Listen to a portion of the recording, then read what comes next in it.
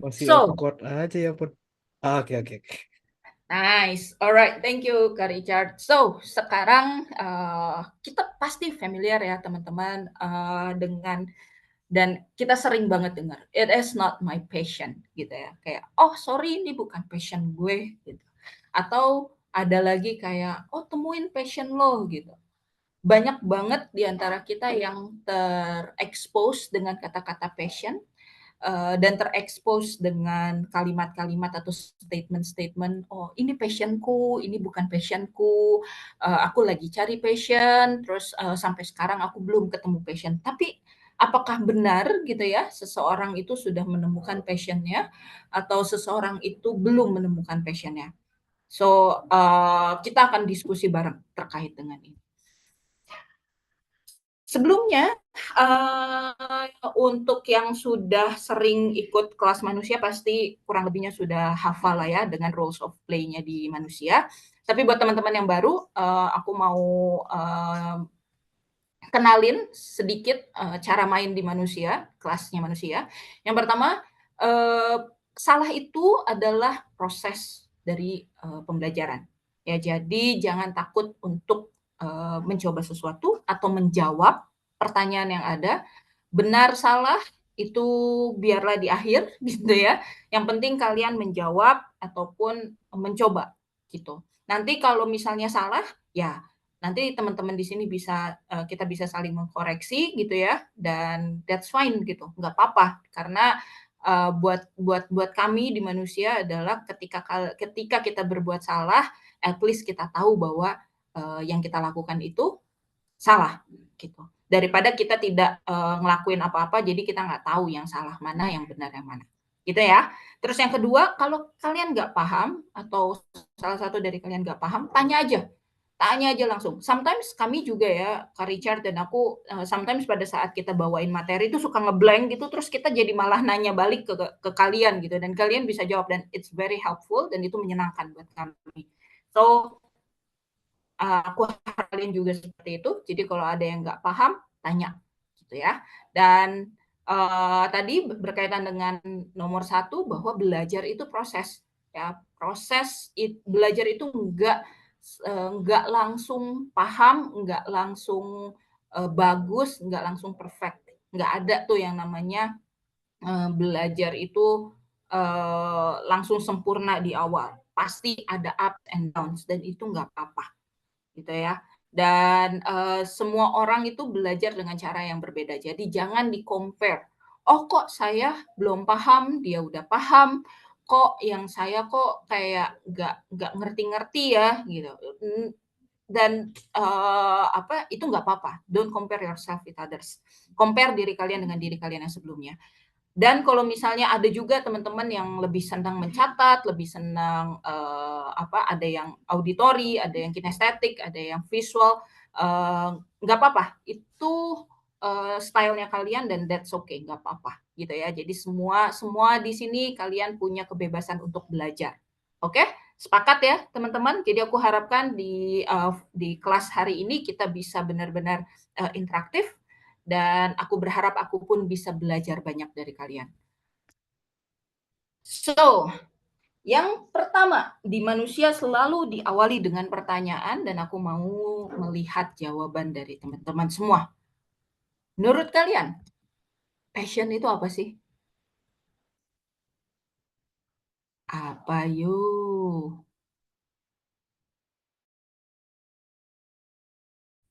Apa itu passion, teman-teman?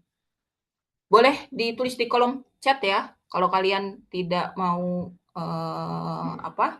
nggak mau open mic, it's okay. Kalian bisa gunakan kolom chat. Sesuatu yang bikin semangat menjalaninya, sesuatu yang membuat kita merasa hidup. Terus ada lagi minat, bakat, oke, sesuatu yang kalau dilakukan jadi semangat, passion itu semangat membara. Kak Richard sangat-sangat semangat sekali. Terus ada lagi potensi, minat dari hati, minat dan bakat, sesuatu yang disukai misalnya bakat. Oke, passion itu bakat. Ada yang bilang bakat, ada yang bilang semangat membara. Oke, nggak ada benar, nggak ada salah teman-teman. Kalian bisa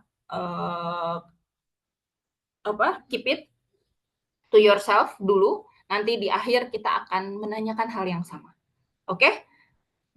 Ada lagi nih dari Arifianto, gambaran apa yang suka kita lakukan. Oke, jadi kata passion itu lekat sekali dengan sesuatu yang membuat semangat, sesuatu yang tadi yang disukai atau yang bikin happy, sesuatu yang rasanya kalau bakat itu sesuatu yang rasanya udah dimiliki dari awal gitu ya. Nanti kita lihat selama perjalanan ini sebenarnya apa sih itu passion gitu ya. So berikutnya aku mau kita semua main. Kita main game dulu. Nama permainannya adalah What Do You Think? Pakai kolom chat lagi teman-teman.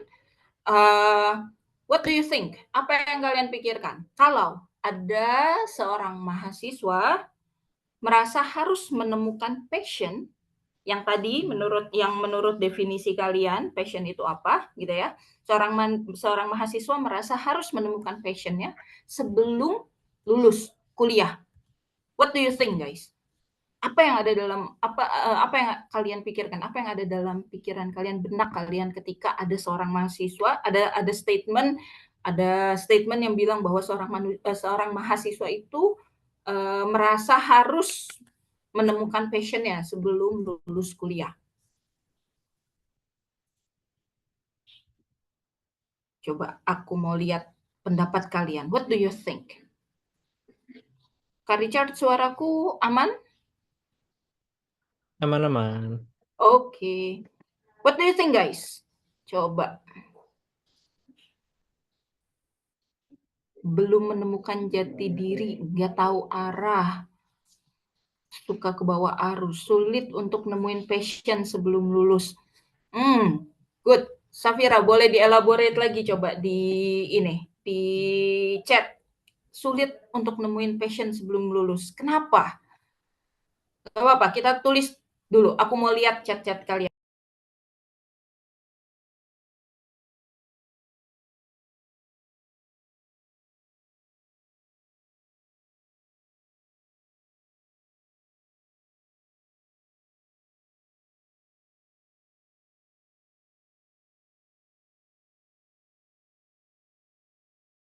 Oke.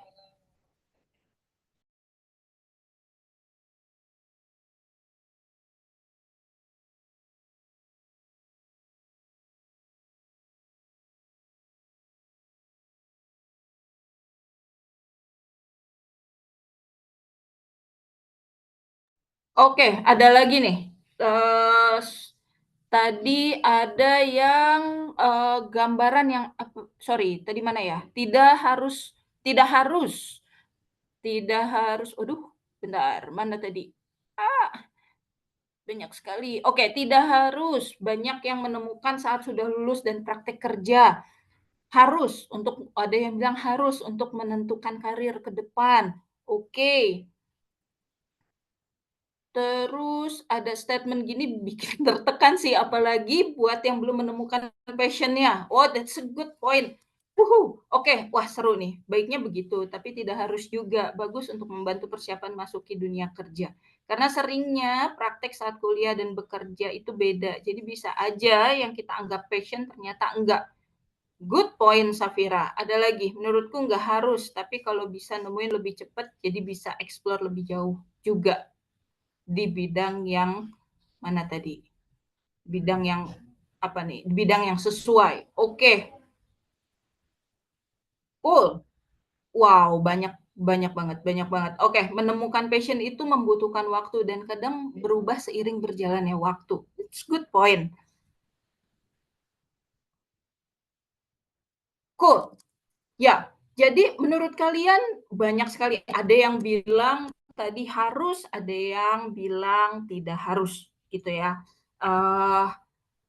Kira-kira masalah apa sih yang dihadapi, yang ada gitu, yang ditimbulkan dari statement ini?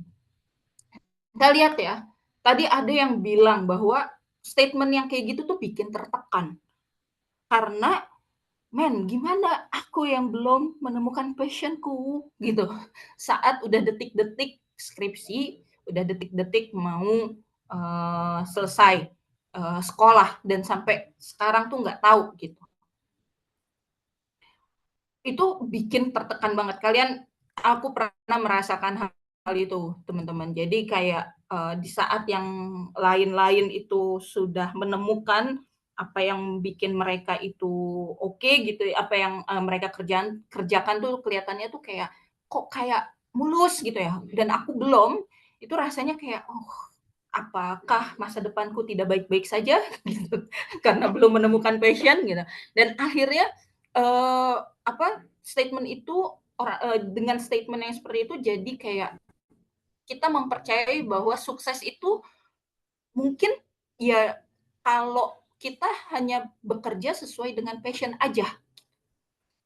Padahal kenyataannya, faktanya di realita ketika nanti kalian sudah bertemu dengan banyak orang, dengan, banyak kalangan, dengan banyak,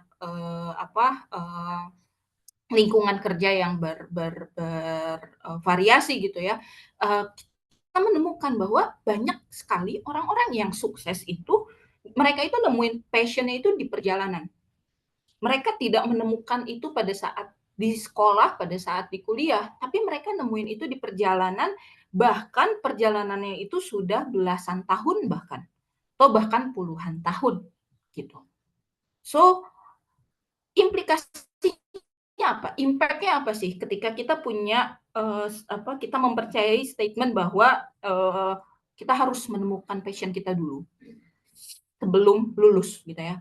Pasti, satu, kita pasti ngerasa anxious, kita ngerasa cemas, "Aduh, umur udah 20, aduh, ya temen gue udah bisa, gue udah nemuin, aduh ini, aduh itu," gitu ya.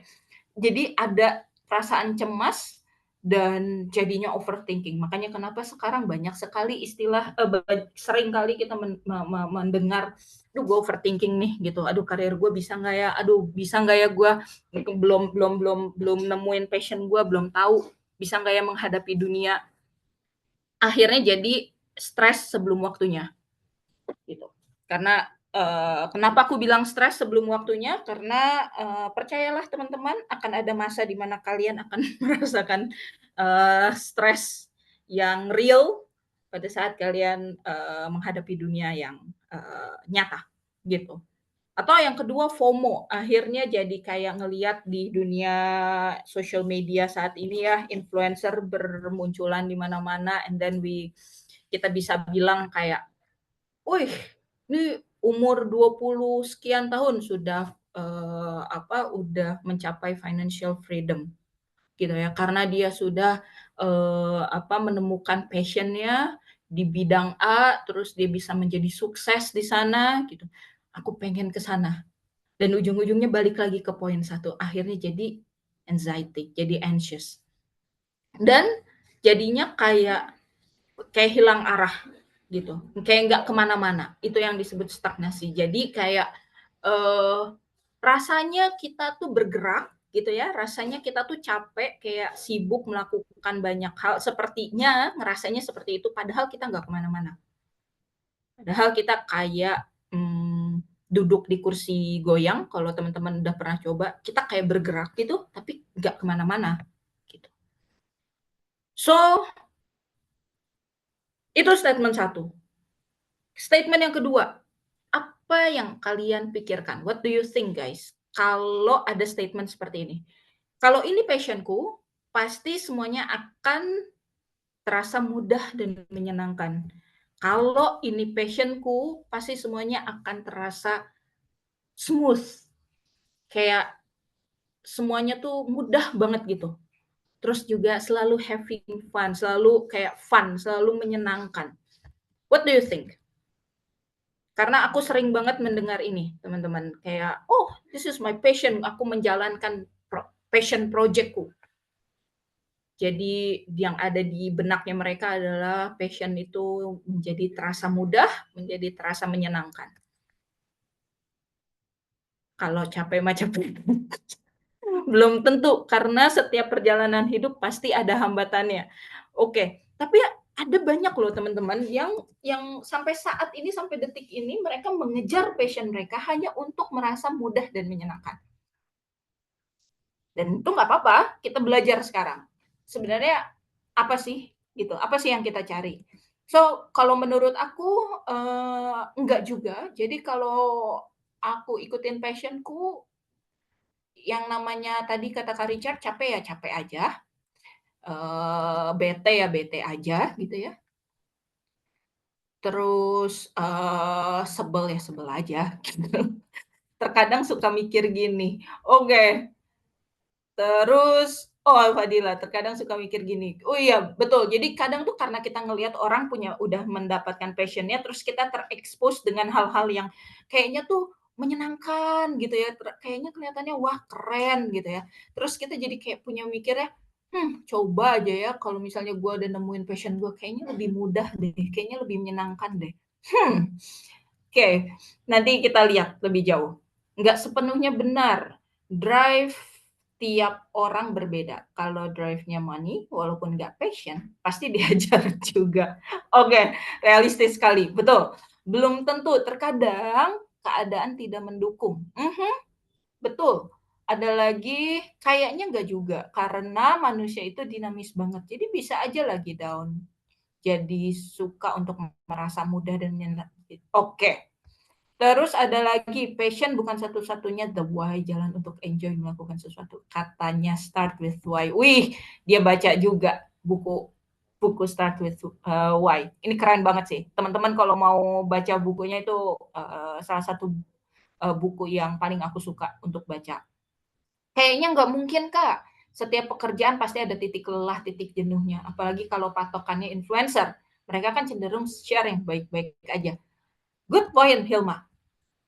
Kira-kira menurut kalian, masalah apa yang akan timbul kalau kita punya, kita mempercayai ini, kita mengamini si statement ini? Kira-kira menurut kalian, masalah apa aja yang muncul dari statement ini?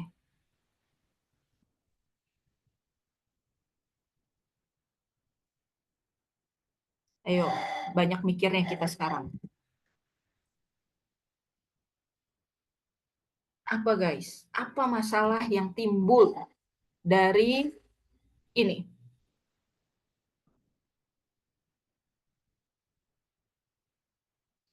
Kalau capek kesannya nggak passion.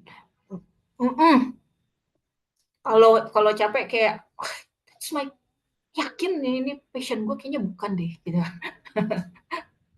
Banyak banget aku menemukan itu. Sorry ya guys kalau aku terkesan agak salty dengan statement-statement yang aku tunjukin ini karena uh, kita harus belajar tentang realita. Ya, kita boleh idealis tapi at some point kita harus menjadi realistis. Ya, jadi di kelas ini konteksnya adalah yuk bareng-bareng kita lihat sebenarnya passion itu apa sih? Dan sebenarnya kita mau ngapain? Kita mau gimana? Gitu. Jadi sorry banget kalau aku agak-agak salty. Terus ada lagi kecewa karena antara realita dan ekspektasinya ternyata berbeda. Ya bisa jadi ya terlalu meromantisasi what if, bakal nggak bersyukur mungkin, kok nggak berani break through the problems. Kita lihat ya, that's good point. Problemnya orang yang punya mindset ini ya, dia itu mikir bahwa semuanya itu bisa mudah dan menyenangkan. Dan tapi realitanya gitu ya, realitanya bahwa enggak juga gitu. Ya hidup terus berjalan guys dan kita nggak bisa kontrol apa yang terjadi di kehidupan ini. So rasanya hampir tidak mungkin untuk kita selalu merasa menyenangkan dan selalu merasa mudah. Jadi akibatnya apa? Pada saat kita selalu patokannya adalah wah pasti menyenangkan, pasti mudah. Ujung-ujungnya pada saat kita ngadepin kesulitan terus kita kayak yang gini, waduh, kok gini sih? Gitu. Waduh, wah berarti ini bukan passion nih. Soalnya kalau passion harusnya menyenangkan gitu. Kok gue nggak happy ya jalaninnya ya. Dan ujung-ujungnya apa? Ujung-ujungnya tadi judulnya atas, oh it's not my passion. Sorry guys, it's not my passion. Kayaknya gue quit deh. Padahal nyobanya harus pertama yang harus ditanya pertama kali pada saat aku ketemu sama orang kayak gitu dan punya statement itu aku langsung sudah berapa besar kamu coba? Sudah berapa besar kamu mengeksplor? Kok bisa-bisanya langsung berhenti? Gitu. Nanti kita akan bahas selanjutnya tentang itu ya, lebih dalam lagi. Dan impact-nya apa? Impact dari kita punya mindset seperti itu. Banyak banget teman-teman yang pindah karir itu terlalu sering. Hati-hati ya teman-teman ya. Kalian mungkin pada saat di sini aku nggak tahu berapa banyak teman-teman yang sudah kerja atau yang mau menghadapi dunia kerja. Aku selama 11 tahun aku di dunia kerja, beberapa kali aku coba untuk interview orang. Hati-hati dengan CV yang pengalaman kerjanya sering banget di bawah 1 tahun. Karena itu pasti akan questioning. Itu akan jadi pertanyaan buatku. Kenapa? Kok sering banget kamu kayak kutu loncat, pindah sana, pindah sini, dan kurang dari 1 tahun? Karena bisa jadi orang-orang yang seperti itu, aku tidak judge, tapi ada kemungkinan adalah orang-orang yang punya pemikiran seperti ini. Bahwa ketika menghadapi tantangan sedikit, cabut. Menghadapi tantangan sedikit, wah toksik, cabut. Gitu. Dan aku kalau sebagai kacamata seorang entrepreneur, sebagai seorang business owner, aku nggak mau spend my money, aku nggak mau invest untuk seseorang yang nggak berani untuk berjuang, gitu ya. Jadi hati-hati, kalian terlalu sering pindah-pindah karir pun itu nggak baik, gitu. Jadi terkesan tidak baik, gitu ya. Jadi hati-hati dengan itu. Dan terlihat jadi kesannya tuh kurang ada grit, gitu. Kalian tahu grit? Ada yang tahu grit di sini teman-teman? Pantang nyerah. Kata-kata grit itu apa ya, tahan banting lah. Kalau kalian udah jatuh, bangkit lagi, udah banyak luka tusuk gitu ya, udah banyak luka tusuk masih tetap jalan gitu. Nah itu grit. Dan banyak banget sekarang, apalagi kalian udah tahu ya bahwa Gen Z itu sekarang di-label kayak, "Oh nggak bisa kerja, mentalnya mental strawberry," kayak gitu-gitu, gitu ya. Itu buat aku jadinya sedih gitu, karena kalian sebenarnya adalah anak-anak muda yang punya potensi. Kok kesannya gue tua ya? Tapi nggak apa-apa. Kalian adalah anak-anak muda yang punya potensi sangat besar, guys. Cuma belum ketemu aja dan kalian harus banyak explore nantinya gitu. Jadi aku nggak mau kalian terlabel menjadi seorang anak muda yang mentalnya itu adalah suksesnya instan. Nggak ada guys, nggak ada. Percaya sama aku. Orang-orang di luar sana yang katanya konglomerat gitu ya, yang uangnya nggak habis-habis, mereka itu nggak instantly langsung dapat kesuksesan di titik itu. Makanya ada orang bilang, ah daripada kerja sama orang, mending gue bikin usaha sendiri. Banyak banget anak-anak muda ini yang ngomongnya kayak gitu gitu ya. Ah toksik nih, mending gue bikin usaha gue sendiri. Buset guys, gitu. Apa? Buset guys, no, tidak begitu gitu. Kalian harus bisa melihat bahwa di kehidupan nyata, di realita ini, kalian itu pada saat kita mau bikin usaha kayak tadi ya, ah udahlah my passion is bikin usaha sendiri. Mungkin bisa jadi, nggak salah. Mungkin bisa jadi, tapi hati-hati teman-teman. Bikin usaha itu nggak gampang. Kalian akan merasa menyenangkan pada saat kalian sudah ada di titik bisnis kalian itu revenue-nya sudah besar dan kalian bisa hidup dari sana dan menghidupi banyak orang. Tapi untuk merintis ke sana prosesnya tuh panjang dan menyakitkan pasti gitu. Jadi hati-hati dengan itu, hati-hati dengan mentality instant sukses gitu. Karena nggak ada guys, nggak ada too good to be true lah untuk kita bisa mencapai kesuksesan dalam waktu yang sangat singkat. Hampir tidak ada.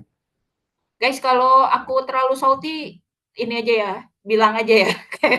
Karena aku terlalu pengen banget kita semua sama-sama belajar. Sip. The next one, statement ketiga, seorang fresh graduate menolak pekerjaan administratif karena merasa passionnya di kreatif. To be honest, ini adalah aku pada tahun 2013. Ini adalah seorang Zia di 2013, bahwa aku punya mindset pada saat itu bahwa passionku adalah di dunia kreatif. Karena aku senang bikin video, aku senang musik, aku senang nulis, aku senang desain gitu ya, dan aku merasa bahwa itu passionku. Jadi pada saat aku masuk kerja pertama kali, aku tuh banyak sekali menolak untuk pekerjaan-pekerjaan administratif karena menurut aku it's not my passion. What do you think, guys? Apa yang kalian pikirkan dari sini? Dari seorang Zia di tahun 2013 ini?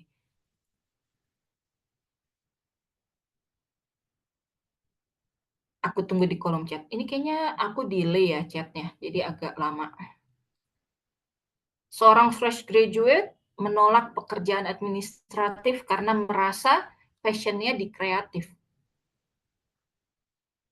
Damn, sama banget. Early judgment ke diri sendiri waktu baru lulus kuliah. Iya, tos dulu kita. Bener. Iya, kayak, ini bukan bukan tugasku dan kayaknya aku nggak suka ngerjain ini, membosankan gitu ya. Terus kayak, apa ini? Kasih aku pekerjaan-pekerjaan yang sesuai dengan passionku. Gitu.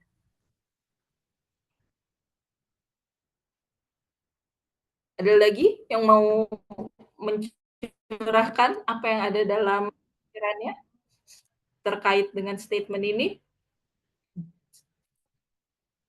Kemudian selanjutnya, menurut kalian, masalah apa sih yang akan kita hadapi kalau kita punya mindset seperti ini? Coba dulu nggak sih, tapi kalau awalnya udah nggak suka, emang susah sih. Betul, betul. Aku sangat-sangat, to be honest, teman-teman, aku itu sangat berantakan. Aku sangat tidak administratif, berbeda dengan Richard yang sangat struktural orangnya. Jadi such a blessing ya buat aku bisa punya partner kayak Richard yang gila, jauh banget lah. Aku tuh sangat-sangat messy gitu, sedangkan Richard itu sangat terstruktur. Dan aku benci sekali dengan hal-hal administratif pada waktu itu. Sampai sekarang pun aku masih nggak suka dengan hal-hal administratif. Tapi nanti kita lihat ya, apa yang aku pelajari. Nanti aku akan cerita sedikit pengalamanku. Dan mungkin teman-teman juga bisa share pengalamannya. Banyak teman kantor yang bakal ngelihat kita lain. Nah, banyak teman kantor yang bakal ngelihat kita lain. Maksudnya ketika kita melakukan passion kita, jadinya kesannya jadi berbeda gitu. Atau gimana, Firly? Boleh dielaborate nggak?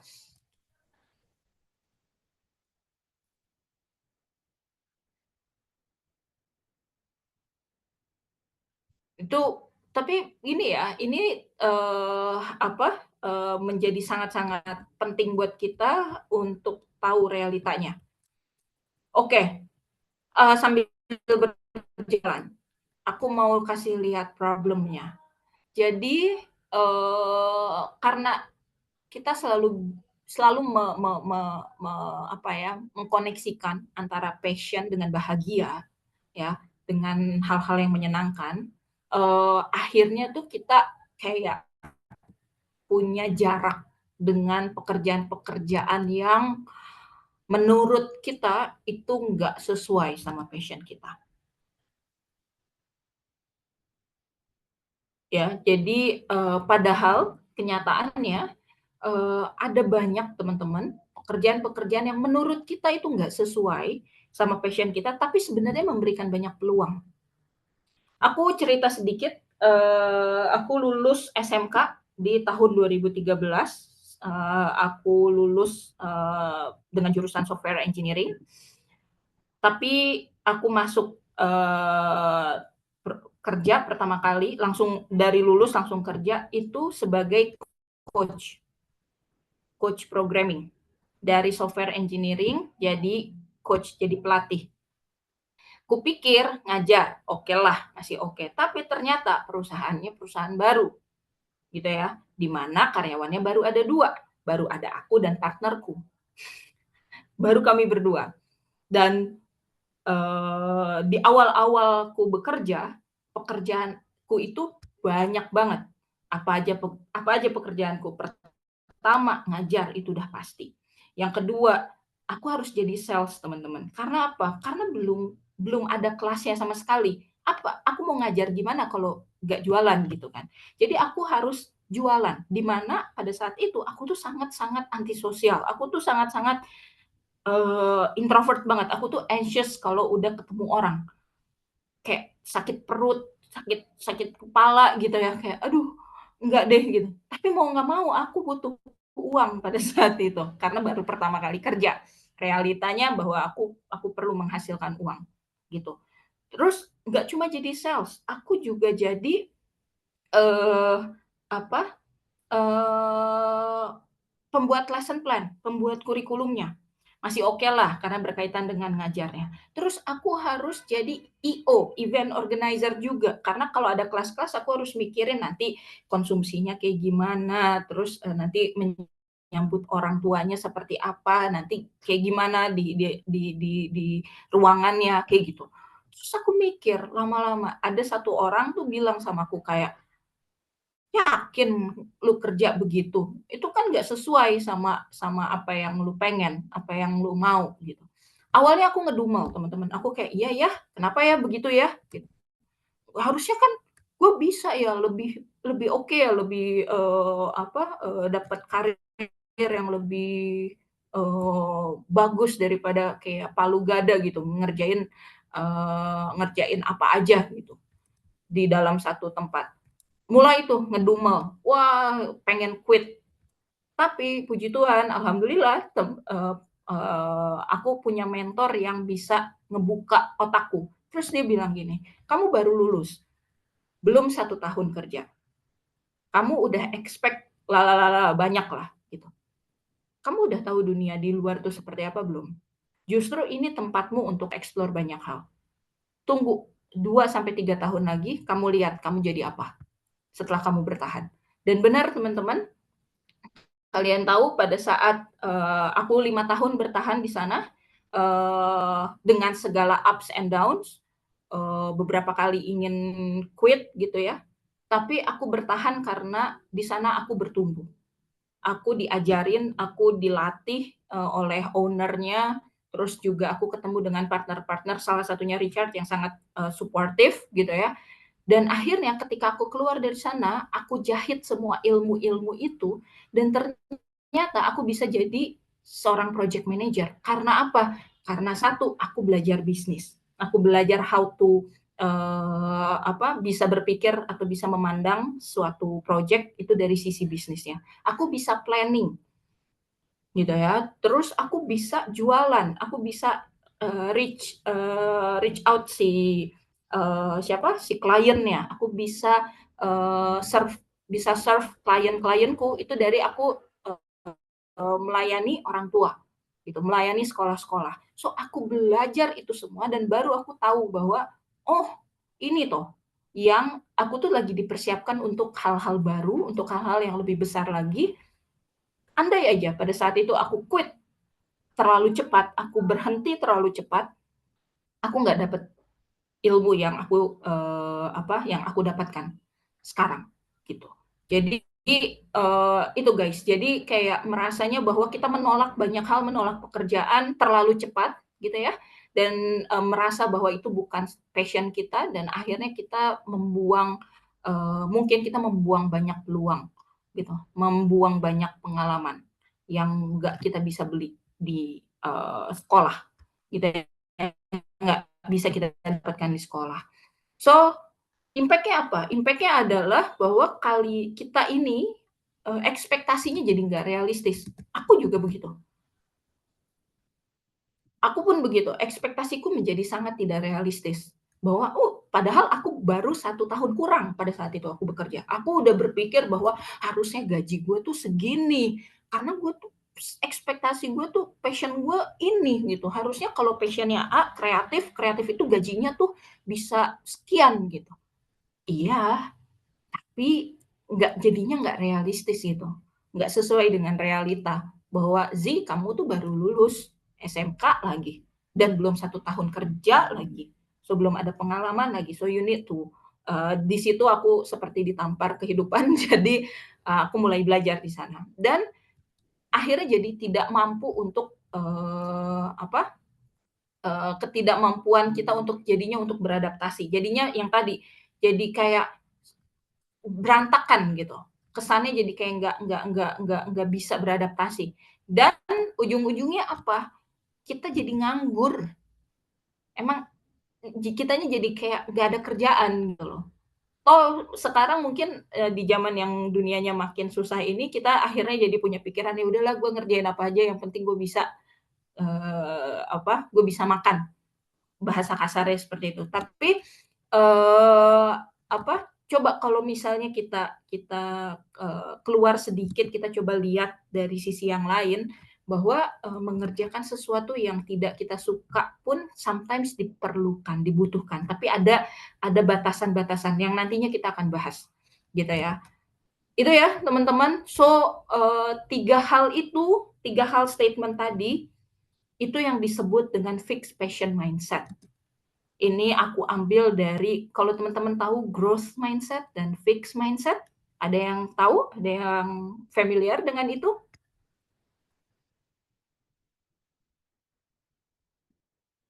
Ada yang tahu fixed mindset and growth mindset? Nanti kita belajar di akhir juga, akan ada slide terakhir terkait dengan ini dan semua tiga statement tadi itu adalah fixed mindset gitu ya, fixed passion mindset. Ciri-cirinya adalah yang pertama kita perlu percaya kalau passion itu harus ada dari awal, harus banget ditemukan di awal gitu ya. Atau yang kedua, cenderung mudah menyerah gitu. Kalau bidangnya itu kerasa sulit atau kayaknya nggak sesuai deh sama ekspektasi kita.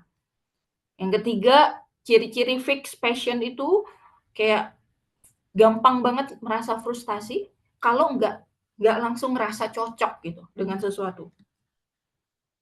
Belum apa-apa kayak, wah toxic nih, wah belum apa-apa udah, nggak cocok nih sama aku nih, gitu.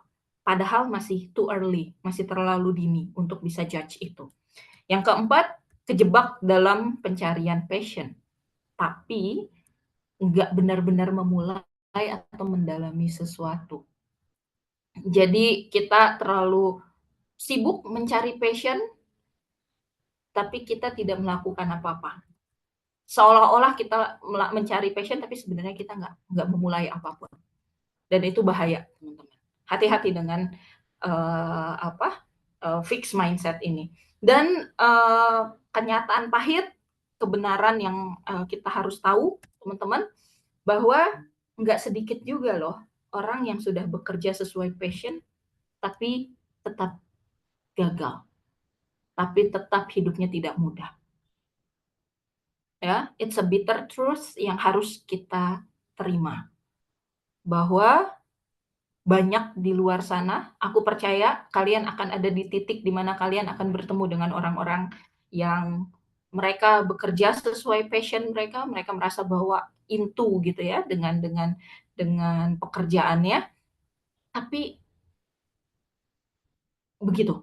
Tapi masih masih nggak seperti yang ada di otak kita gitu, bahwa orang yang menjalani passion itu sukses, orang yang menjalani passion itu hidupnya happy, hidupnya bahagia, hidupnya penuh dengan kesuksesan yang terus-menerus. Enggak, banyak di luar sana teman-teman. Dan jadi sebenarnya gimana seharusnya kita memandang passion? Kalau yang tadi kelihatan banget Ziani salty banget dengan statement-statement yang tadi gitu ya, terkait dengan passion. Jadi sebenarnya gimana teman-teman kita harus memandang passion itu sendiri? Sebelum aku mulai ke arah yang lebih berat lagi, yang lebih seru lagi, aku mau tahu, menurut kalian gimana jadinya seharusnya kalian memandang passion? Tadi ada siapa nih yang bilang, apa, tadi ada buat tahu visi hidup. Wah, ini nanti akan ada, materinya, akan ada, topiknya. Jadi gimana sebenarnya teman-teman, kita seharusnya memandang passion? Ada beberapa tips, kalian, boleh catat atau nanti kalian bisa dapat, slide-nya. Pertama, passion itu anggaplah passion itu mitos, teman-teman. Purpose itu real. Apa bedanya passion dan purpose? Menurut kalian, bedanya passion dan purpose? Kenapa seolah-olah kalau dari kalimat ini seolah-olah purpose itu menjadi yang paling penting daripada passion.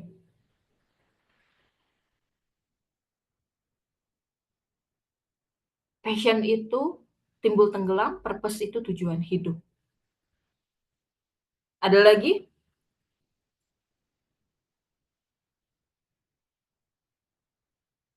Kalau teman-teman ditanya gitu ya, passion itu apa sih? Kayak tadi, banyak sekali di antara kita yang berpikirnya passion itu sesuatu kayak kayak tidak nyata gitu, teman-teman. Sesuatu yang sulit untuk digambarkan.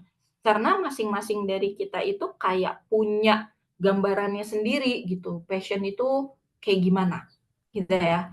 Passion itu kayak sesuatu yang sulit untuk dibayangkan gitu. Kalau bahasanya tuh kayak nggak real gitu. Tapi kalau purpose, teman-teman, purpose itu sesuatu yang kamu tahu depan kamu mau kemana. Ibarat contohnya kayak uh, aku mau ke Bandung, mau kulineran di Bandung, gitu ya. Apa yang aku lakukan? Aku mau ke Bandung di besok hari Minggu jam 8 pagi aku berangkat karena aku mau kulineran di sana. Aku udah langsung bikin plan gitu. Aku akan langsung ke tujuanku. Aku tahu gitu tujuanku tuh kemana. Kalau passion itu tuh kayak lekat sekali dengan perasaan. Walaupun sebenarnya kalau kita bicara lebih lanjut, secara teorinya bilang bahwa passion itu lebih dari hanya perasaan. Tapi menurut aku saat ini orang-orang itu banyak sekali, mungkin banyak sekali di antara kita yang jadinya passion itu hanya sebatas feeling. I'm not passionate. Ya mungkin saat itu aja kamu nggak passionate. Atau misalnya aku lagi passionate banget nih, gitu. Ya, jadi kesannya jadi lebih ke arah feeling. Tapi kalau purpose itu udah kelihatan, nyata gitu loh. Nah, ini ada yang bikin, mungkin kita nggak passionate, tapi hidup harus tetap berjalan. Wah, bernadia core nih. Oke, jadi formulanya apa, teman-teman? Pada saat kita mau mau memulai gitu ya, untuk menjalani ini. Aku selalu percaya bahwa ambil contoh Elon Musk. Kalian udah pasti tahu lah Elon Musk ya. Elon Musk itu eh, dia tidak mengedepankan passionnya pada saat dia pertama kali bikin mobil listrik. Dia punya visi tadi kalau nggak salah siapa tuh Ahmad ya tadi yang bilang atau siapa ya aku lupa ada di atas tadi yang bilang Elon Musk itu punya visi dia mau bikin solusi di masa depan itu yang drive dia untuk maju bukan passionnya gitu. Kalau dia menjalani itu berdasarkan passionnya dia mungkin sampai sekarang kita nggak ketemu kali mobil listrik itu apa gitu ya. Tapi dia benar-benar dia pengen bikin sesuatu, dia tahu bahwa I want to make a solution in the future terkait dengan teknologi dan apapun itu. dia bisa menggambarkan itu dan dia tahu, dia clear bahwa aku punya tujuan, tujuanku A. Dan gimana cara sampainya, dia melihat opportunity, dia melihat peluang gitu. Dia nggak cuma melihat peluang, dia juga upgrade skillsnya. Dia coba lihat untuk mencapai ketujuan sana, skill apa aja sih yang aku harus punya, yang aku harus miliki. Dan dari situ ada perseverance. Kalau kalian tahu artinya ya hampir sama kayak grit lah, pantang menyerah. Nah, tapi di titik ini kemarin aku berdebat sih sama Kak Richard. Gimana Kak Richard terkait dengan apa perseverance ini, gitu ya? Coba monggo Kak Richard. Oh, I see. Iya, iya. Kemarin kita tuh berdebat soal ini, teman-teman. Kayak apa namanya? Ada dua sudut pandang yang berbeda gitu ya. Artinya mungkin ada orang yang bilang perseverance itu pantang menyerah gitu ya. Kayak nggak nggak kenal kata berhenti. Terus ibaratnya kalau misalnya ada masalah ya kita tetap bertahan, kita hadapi gitu sampai sampai kalau misalnya ada tantangan segala macam kita akan hadapi. Cuma mungkin yang lebih bijak definisi dari perseverance ini adalah kayak iya pantang menyerah, cuma at some point we need to learn when to stop. Kayak kita juga mesti bijak untuk tahu seninya apa kondisi-kondisi, kita mesti tahu tanda-tandanya apa apa kondisi-kondisi yang memang mengharuskan kita buat kayaknya this is not for me gitu, atau kayak memang memang ini saatnya aku harus ganti jalur gitu. Sayangnya hal ini sangat berbeda dari tiap orang gitu. Ada tanda-tandanya beda. Mungkin ada memang di saat dia satu individual tidak ngerasa bahwa dia grow lagi di satu tempat, di satu keterampilan, di satu perusahaan, di satu jurusan atau apapun, makanya dia memilih buat akhirnya pindah. Tapi ada juga memang dia ketika dia tidak melihat bahwa hal itu punya masa depan lagi di situ misalnya, atau memang ternyata dia menemukan bahwa oke, this is not for me gitu. Cuma setelah dia melakukan banyak hal di situ. Jadi mungkin definisi perseverance di sini nggak bisa kita tuangkan secara gamblang bahwa kayak oh kita nggak boleh menyerah gitu, tapi lebih Mhm, betul. kayak know know when to stop, and that's a process, a lifelong process yang kita akan jalani bareng-bareng gitu, karena Mhm, orang tuh beda-beda. Perseverance tuh kayak nasib nggak sih? In a way ada mungkin mungkin ada kaitannya sama nasib kali ya.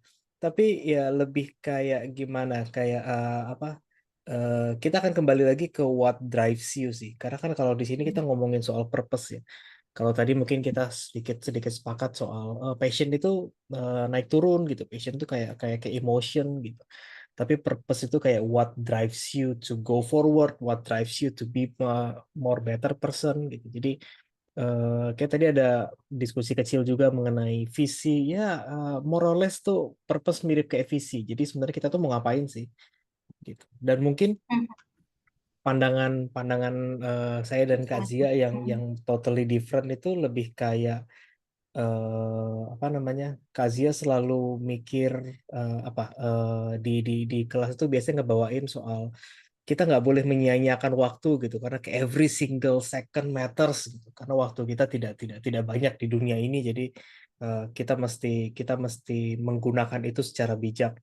Tapi kalau pandangan saya lebih yang agak kontras dibanding itu, and that's a good thing gitu, karena kita punya punya beda pandangan itu totally fine kan. mhm, Kalau betul. pandangan saya adalah kayak oke sih, memang waktu kita nggak banyak di dunia ini, tapi sebenarnya tidak sesingkat itu juga kok gitu.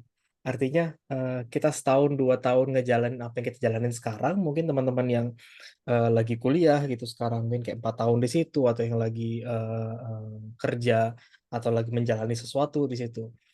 That's just a point in our life gitu. Kayak just itu tuh cuma satu titik yang ada di hidup kita, dari hidup kita yang masih panjang banget gitu. Itu tuh cuma satu titik dari proses kita yang nanti nggak tahu lagi kemana. Hidup tuh kadang sedinamis itu soalnya. So having a purpose, having to know what drives you, apa yang mau kalian lakukan, apa yang mau kita lakukan, itu akan lebih oke karena jalan ke sananya itu bisa luar Mhm. biasa beragam. True, Kayak true, agree. Zia tadi cerita, oh mungkin dia memang dari dulu tuh pengen ngerjain edukasi gitu, tapi jalan ke sananya itu luar biasa, dia masih ngerjain banyak hal gitu, mesti mesti kerja dulu di tempat apa, mesti mesti mesti belajar A B C. Mungkin sekarang dia jadi PM tapi nanti at some point dia akan berubah, later in the future we don't know.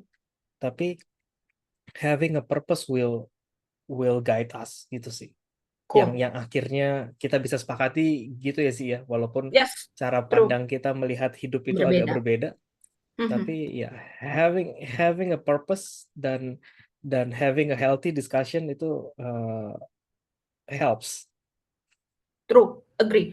Dan yang membuat, ini uniknya teman-teman bahwa, ketika kalau misalnya kita melihat aku dan, Richard hanya melihat dari sisi passion aja, kami berdua pasti akan tengkar terus dan karena apa yang dijalani, apa yang dilakukan, apa yang dimiliki oleh Richard itu totally different dengan aku.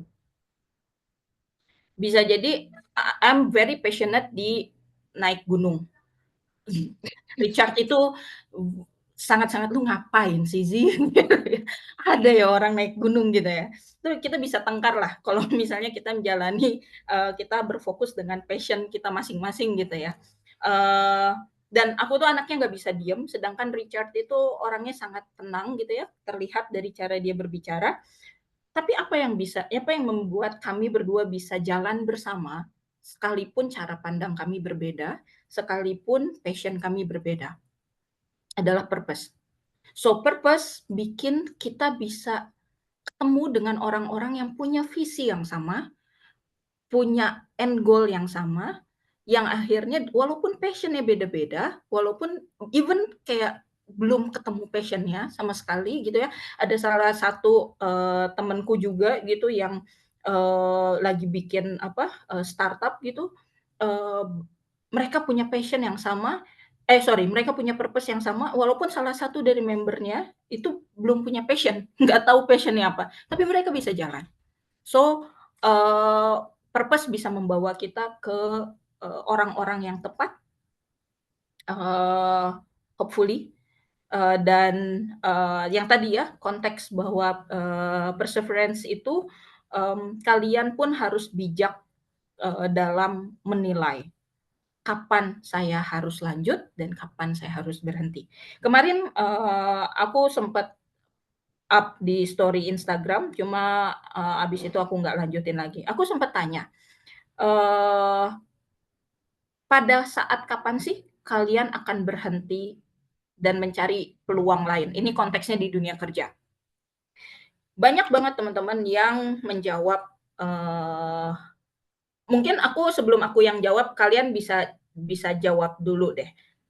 Pada saat kapan teman-teman, menurut kalian, ini konteksnya dunia kerja ya, konteksnya di dunia kerja. Menurut kalian pada saat kapan sih kalian harus stop? Dan move to another opportunity, to find another opportunity. Yo, ini seru nih. Pada saat kapan? Pada saat kapan kita harus stop? Bilang, kayaknya cukup, mari kita cari yang lain.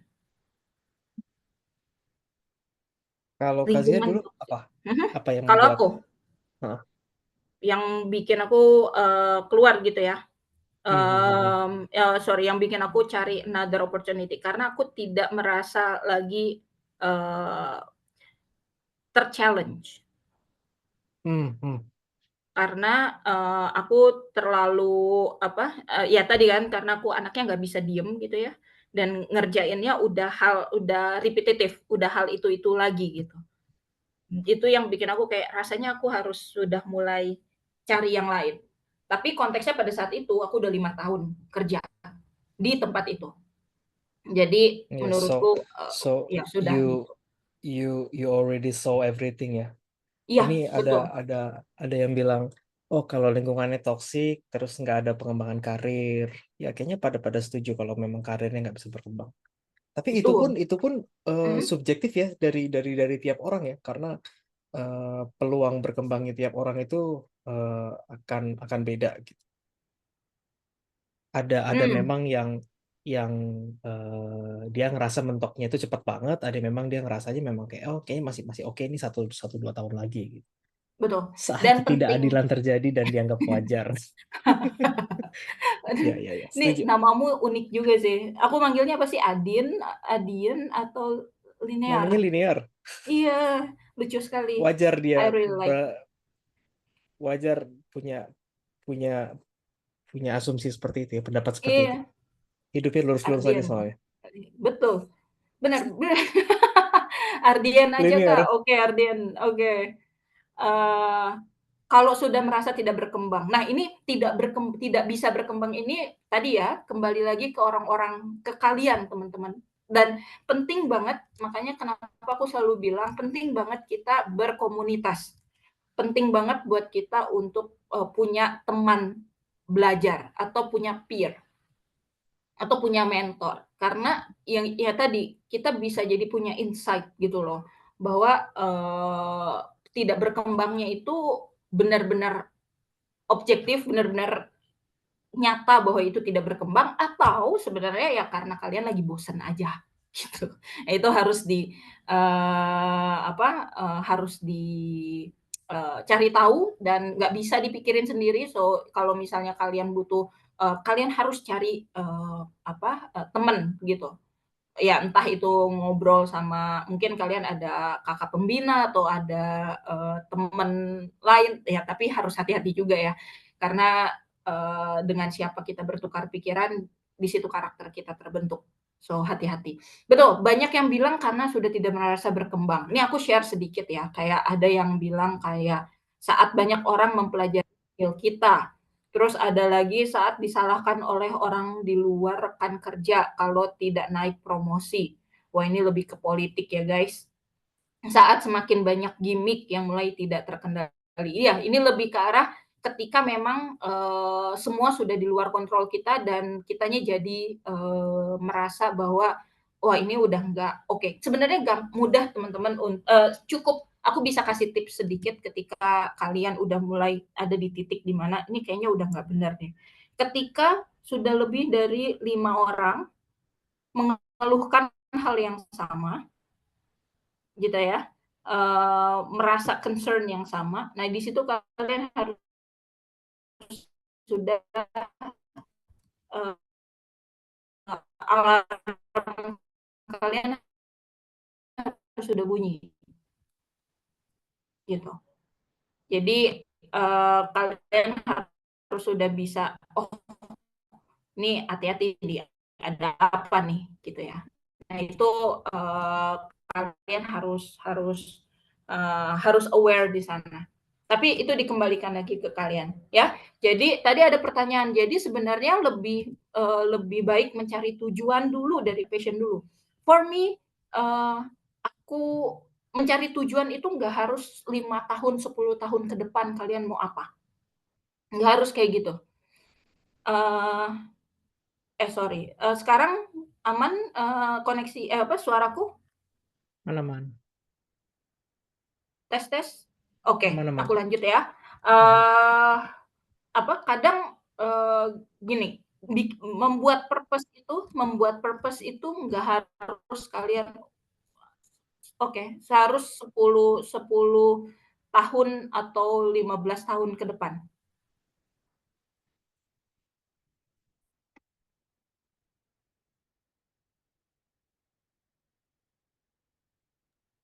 Yap, lumayan delay sih. Alright, wait a minute ya, sorry.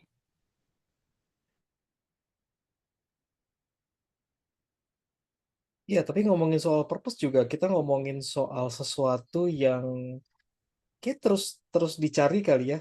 Dan kalau apa yang saya dan Kazia pahami dan percayai sebenarnya eh, punya hal itu juga bisa menarik eh, orang-orang lain atau apapun nanti yang bisa ngebantu kita driving forward, kayak apa apa yang apa namanya Kak Zia dan saya lakukan di manusia ini sebenarnya, kami to be honest sebelumnya itu pernah ngelakuin hal yang sama juga gitu, cuma kayak totally totally in the different side of the world gitu, kayak saya ngerjain di mana, Zia ngerjain di mana, terus kayak kami udah udah lama nggak ketemuan lagi, terus somehow ketemuan lagi, dan kayak saya cerita saya ngerjain ini, dia cerita dia ngerjain hal ini, terus kayak ya udah sih kita jadiin satu aja gitu, kayak that's why kenapa sekarang ada ada si manusia gitu. Jadi Mhm. mungkin salah satu keunggulannya itu sih, kayak kita nggak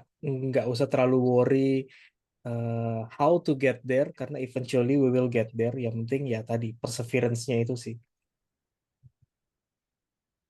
Oke, thank you Kak Richard. Suaraku, aman sekarang?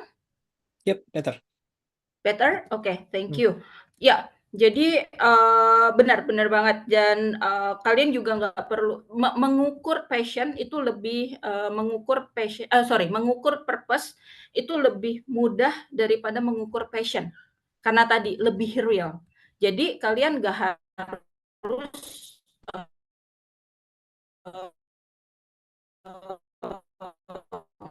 nggak harus muluk-muluk kalian bikin purpose for 5 years atau 10 tahun ke depan, 15 tahun ke depan, nggak harus. Kalian bisa mulai dari, 1 bulan ke depan ini, tujuan kalian 1 bulan ke depan ini mau, sorry ya, kayaknya internetku agak, ya, eee, oke. Kalian bisa mulai dari 1 bulan ke depan ini, kalian mau achieve goal apa. Mulai dari 1 bulan aja dulu. Dan, selama 1 bulan itu kalian, apa aja yang mau kalian lakukan untuk bisa mencapai ke sana, gitu. Bisa bikin seperti itu. Jadi nggak perlu bikin untuk 5 tahun, 10 tahun, 15 tahun, nanti dulu. Step awal adalah mulai dari the short goal kalian, short purpose kalian, gitu. Purpose-nya banyak uang, iya, semua banyak uang pengen, gitu ya. Semuanya pengen banyak uang. Oke, gitu. Oke, lanjut ya. Suaraku semoga masih aman. Yang kedua, ini teman-teman, it's very aku tuh benar-benar pengen banget kita semua melakukan ini. Stop mencari, mulai melakukan. Ya, eee, stop searching guys, stop mencari, mulai aja dulu. Kita mulai, apa sih, kenapa sih kita harus mulai? Karena passion itu bisa dibentuk loh, dan passion itu bisa berubah seiring berjalannya waktu. Makanya kenapa kita perlu melakukan, kita perlu menjalani, ya, kita perlu jalanin dulu aja, gitu. Ya dengan pertimbangan boleh, dengan pertimbangan itu kita harus tahu risk-nya, kita harus tahu ini bad or good gitu ya, tapi still ayo jalan. Kalau kamu udah tahu purpose-mu mau ke mana, udah nggak perlu cari-cari passion-ku apa lagi dulu gitu, nggak perlu cari itu dulu, kamu mau jalan, purpose-mu apa, mau tujuanmu apa, ayo lakuin. Karena passion itu bisa dibentuk. Passion itu bisa dibentuk dari apa? Dari eksplorasi. Explore banyak hal. Kalau misalnya kalian explore 5 hal, 4 diantaranya kalian nggak suka, nggak apa-apa. At least kalian tahu ada 4 hal yang kalian nggak suka. Kalian explore 10 hal, 5 diantaranya kalian suka, 1 diantaranya masih so-so, 4 diantaranya kalian suka banget, let's say, nggak apa-apa.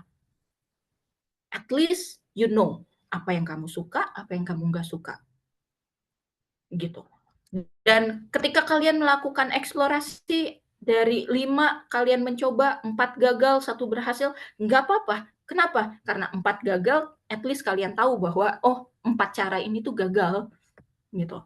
Kalian tahu ada 4 cara menuju kegagalan, gitu.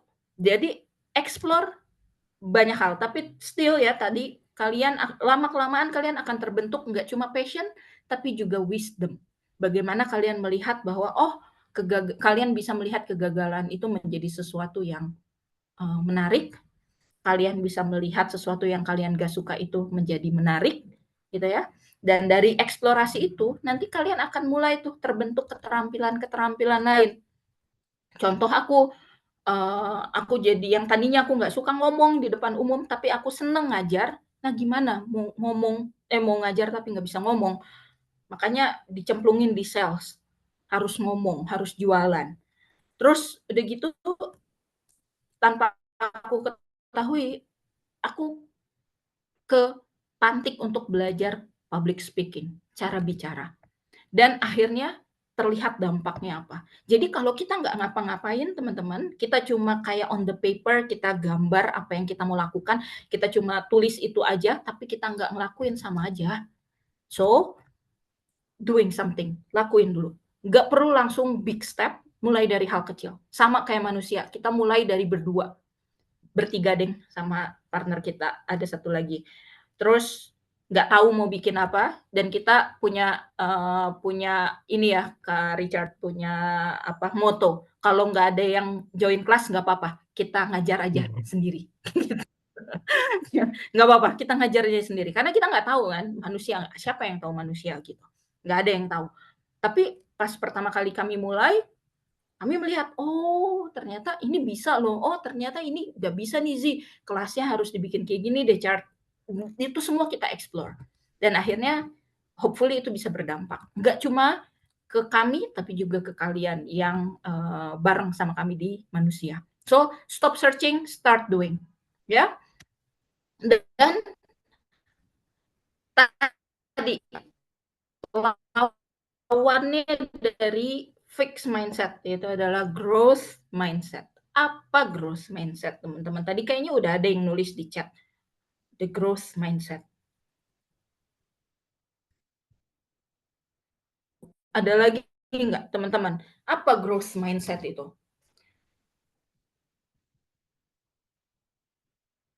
Kalau aku mau tanya nih sama teman-teman semua, kira-kira orang yang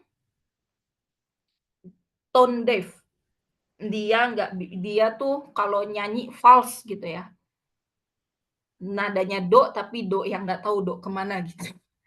Menurut kalian dia bisa someday dia bisa nyanyi nggak?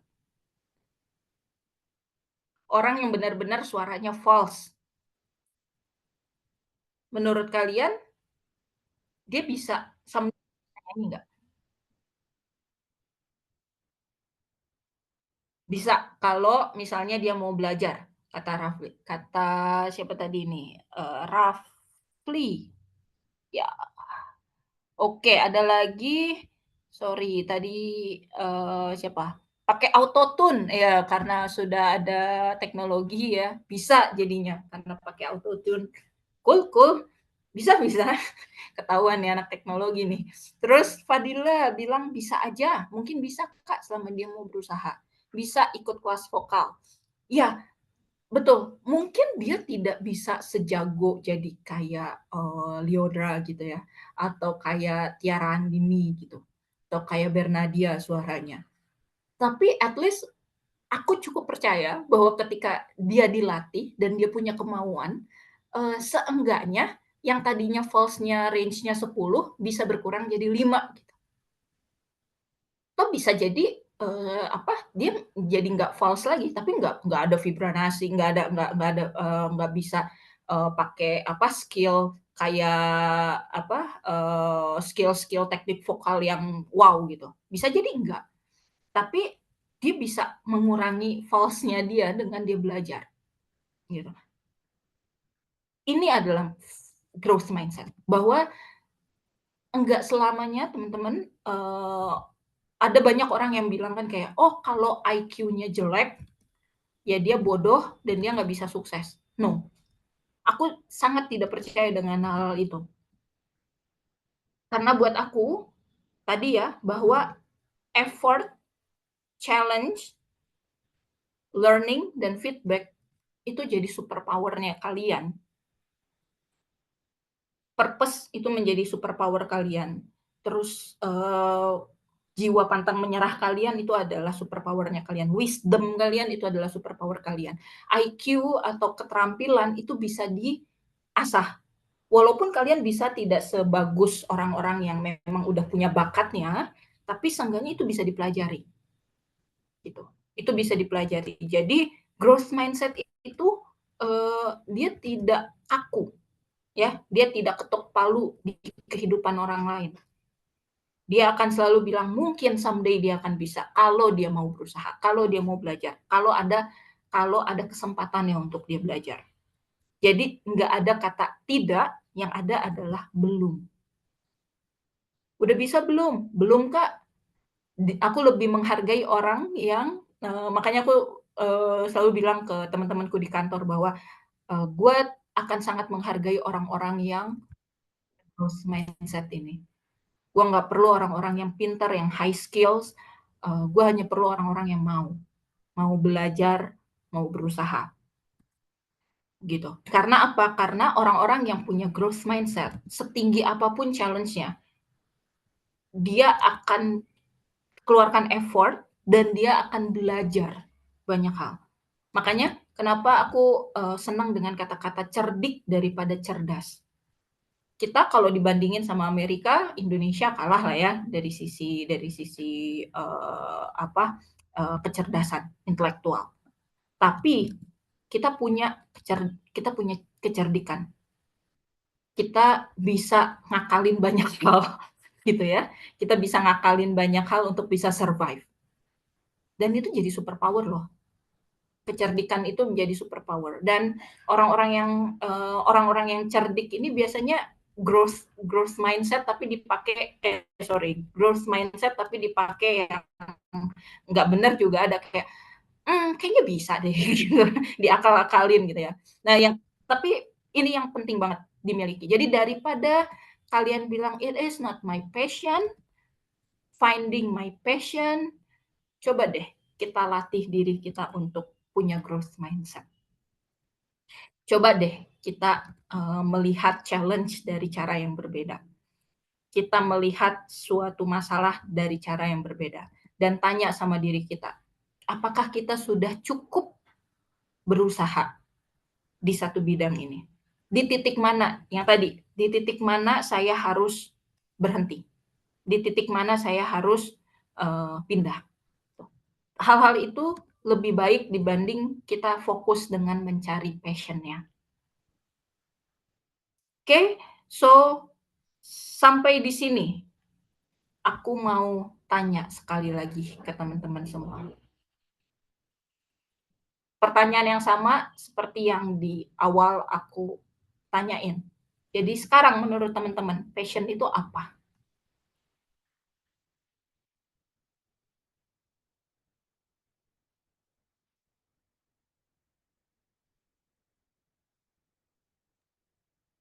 Menurut kalian, what is Apakah passion? apakah Setelah berbeda dengan yang lebar.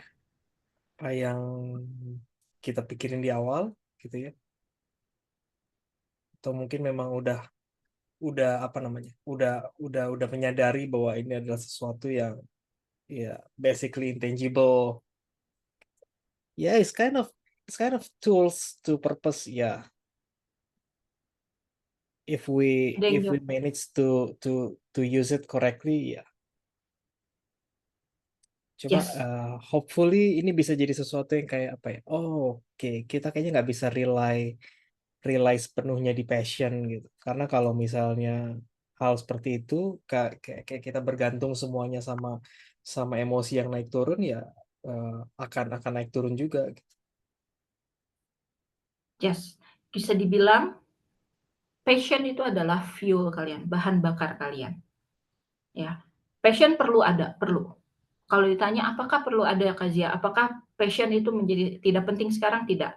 Menurutku passion itu menjadi penting, tapi bukan satu-satunya yang terpenting. Yang terpenting buat kalian adalah you know kalian mau kemana, kalian mau apa, purpose kalian apa. Dari sana untuk menuju ke purpose tadi yang seperti Mas Ahmad bilang, alatnya, fuelnya bukan alat sih, karena alatnya bisa apa aja. Tapi purpose itu kayak bahan bakar. Kalau terlalu cepat kalian, kalau menurutku ya, kalau kalian terlalu cepat menggunakan bahan bakar, belum sampai di tujuan kalian sudah mogok mobilnya, capean duluan. Tapi kalau kalian bisa dengan bijak menggunakan passion kalian, kalau kalian udah menemukan atau semangatnya kalian, kalian bisa mencapai purpose. Ya, terus ada dari Nurul di sini tadi bilang ternyata passion itu abstrak. Dan perlu ada buat semangat hidup, tapi purpose lebih penting. Dan purpose lebih penting. Jadi betul, passion itu abstrak. Ditanya lagi pun bingung kan? Iya ya, purpose itu jadinya apa sih? Gitu. Karena terlalu abstrak buat kalian. Tapi kalau kalian bisa ketemu dengan passion, dengan purpose-nya kalian di awal, so kalian bisa menjalani purpose itu, dan along the way kalian akan ketemu, pasti gitu. Tapi jangan dikasih deadline ya. Gua harus ketemu passion di umur sekian. No, no, no, no, no. It's a journey, it's a process gitu. Karena ada orang-orang yang baru ketemu passionnya di usia 40, and that's fine. Orang baru ketemu passionnya di usia 50, that's fine. Orang baru ketemu passionnya pada saat dia sudah pensiun, that's fine. Gitu. Ada yang ketemu passionnya di usia 15 tahun, gak apa-apa. Gitu. It's a journey, it's a process. So jangan jadikan passion jadi patokan kalian untuk menghadapi dunia, tapi fokus dengan apa yang mau kalian capai. Purpose kalian apa? That's the one thing yang harus kalian tanamkan ada dalam benak kalian, supaya apapun dunia mau bergerak kayak gimana pun, kalian bisa tetap stick dengan purpose kalian, dan passion itu adalah bahan bakar kalian untuk bisa mencapai ke sana. Gitu. Jadi buatku, ketika ada di antara kalian yang mulai ngerasa, oh it is not my passion gitu ya, terus ngejalanin, kalian baru mulai kerja, terus kalian di awal-awal udah mulai berpikir kayaknya ini bukan passion gue deh, tunggu dulu. Coba kasih waktu ke kalian, ke diri kalian untuk tanya, sudah seberapa besar kalian mencoba? Sudah berapa banyak cara yang kalian coba? Apakah sudah cukup besar untuk kalian bisa bilang bahwa sepertinya ini bukan passion saya? Gitu. Jadi jangan cepat-cepat, jangan lekas-lekas untuk bilang it's not my passion. Try first, tapi setelah itu coba refleksikan, benar nggak? Gue udah cukup belum? Aku nggak bisa kasih tolak ukur, teman-teman di kelas ini aku tidak bisa kasih tolak ukur kapan kalian harus bisa bilang cukup atau tidak. Kalian yang punya poinnya, ya, kalian yang punya poinnya. Jadi kalian yang bisa menentukan. Mungkin teman-teman di sini nanti bisa sharing juga apa struggle-nya, apa yang mau kalian coba sharing gitu ya. Kalau kalian misalnya malu dengan forum seperti ini, nanti ada di manusia itu ada teman cerita, bentuknya form Google gitu ya. Nanti kami akan coba baca keluh kesah kalian, dan hopefully nanti kalau emang kalian butuh insight atau apa, nanti dari teman cerita itu teman-teman bisa sharing bisa sharing ke kami, dan kami bisa bantu. Hopefully bisa membantu. Kalaupun misalnya enggak, nanti kami coba cariin yang lain yang bisa bantuin gitu. So itu dariku. Ada yang mau ditanyakan atau Kak Richard mau menambahkan? Itu kita sekarang masuk ke sesi diskusi, masih ada setengah jam lagi untuk kita bertukar pikiran. Amam itu ada yang mau ditanyain teman-teman? Ada sesuatu yang mau ditanyain?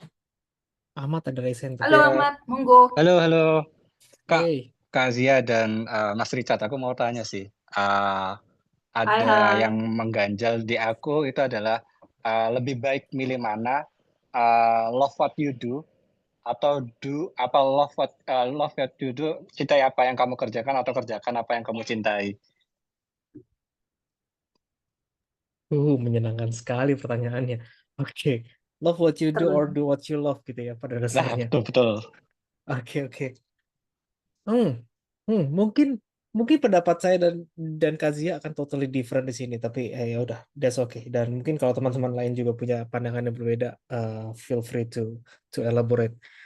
Eh, Kalau saya pribadi, eh keduanya itu oke. Artinya kita kita kita mencintai apa yang kita jalanin sekarang dalam dalam artian eh biar kita jalanin prosesnya dengan oke gitu. Tapi eventually do what you love itu juga penting karena saya ngaitin itu dengan purpose sih. Artinya eh, kita mau ngapain? Mungkin ini kaitannya sama pembahasan kita yang tadi sih. Eventually kita mau ngapain di di di hidup ini gitu. Kayak kayak kayak eh, apa tujuan akhirnya, tapi untuk menuju ke sana pasti jalannya macam-macam kan. Jalannya bisa jadi memang sangat seberliku itu gitu, sangat sangat sangat sedinamis itu gitu kita. Misalnya kayak anggaplah kita mau jadi penulis buku, tapi untuk menuju ke sana kita mesti nulis iklan koran dulu, belajar nulis di situ, terus bisa jadi nanti kita mesti mesti apa namanya nulis hal-hal yang memang kita nggak suka dan segala macam.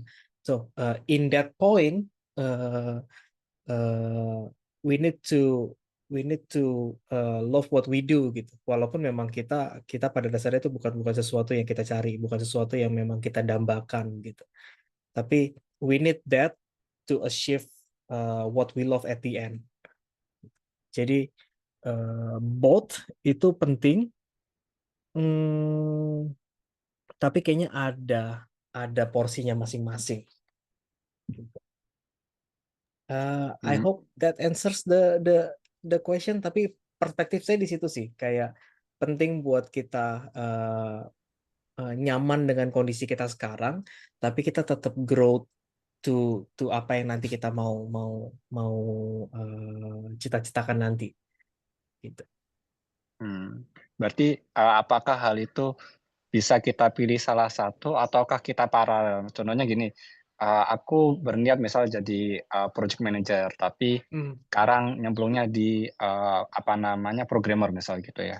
hmm. Nah, berarti apakah aku bisa, aku bakal stay di programmer, tapi aku sambil misal ambil course untuk soal project manager dan sebagainya. Apakah dijalanin paralel begitu atau ya udah deh aku di yang ini aja deh, yang programmer aja deh karena aku berusaha mencintai pekerjaanku misal gitu. Ya, I Ataukah ya think so. udah aku nggak Kayak usah hmm, gimana?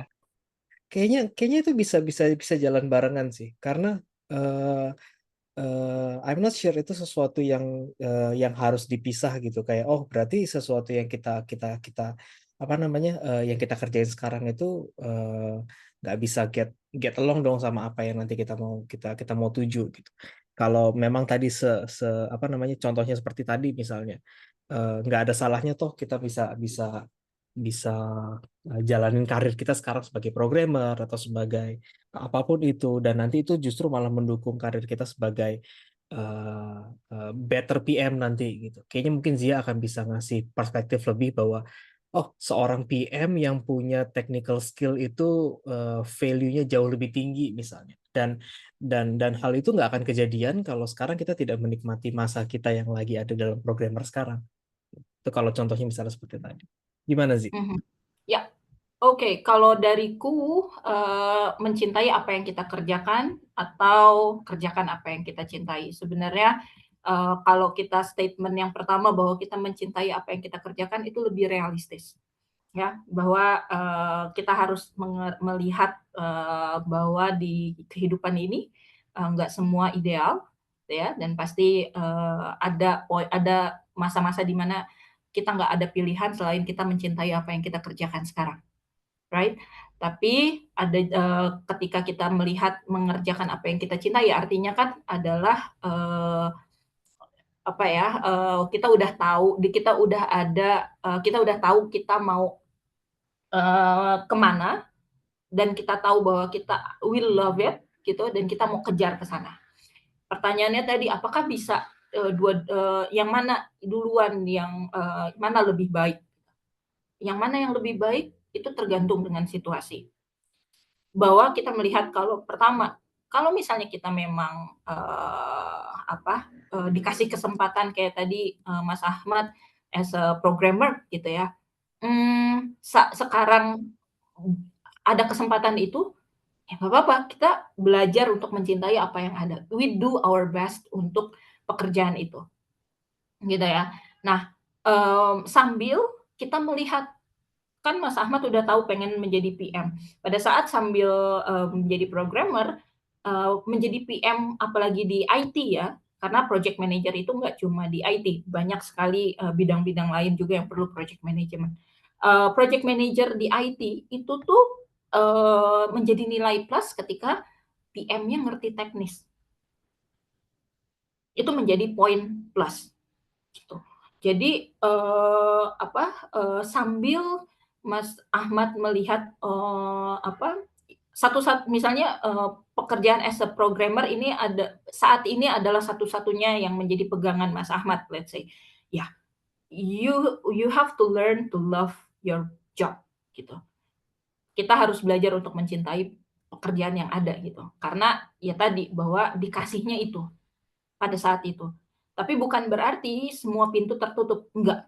Sambil kita menjalankan ini sebaik mungkin, coba sambil kita melihat ada nggak opportunity lain, belajar, let's say menjadi project manager, atau misalnya ngedeketin lah PM di kantornya gitu ya, terus kayak, bro ajarin dong, tuh ngapain sih gitu, ngeplan kayak gitu tuh gimana sih gitu ya, sambil nyari titik tengah. Aku senang dengan tidak perlu dipisah, benar kata Kak Richard, bahwa nggak perlu dipisah antara mengerjakan apa yang kita cintai dengan mencintai apa yang kita kerjakan sekarang. Nggak perlu dipisah, kita hanya cari titik tengah dan belajarlah hidup di dunia nyata. Lihat kenyataannya sekarang seperti apa. Adanya itu dan kita dikasihnya itu, bersyukur, jalani sebaik mungkin.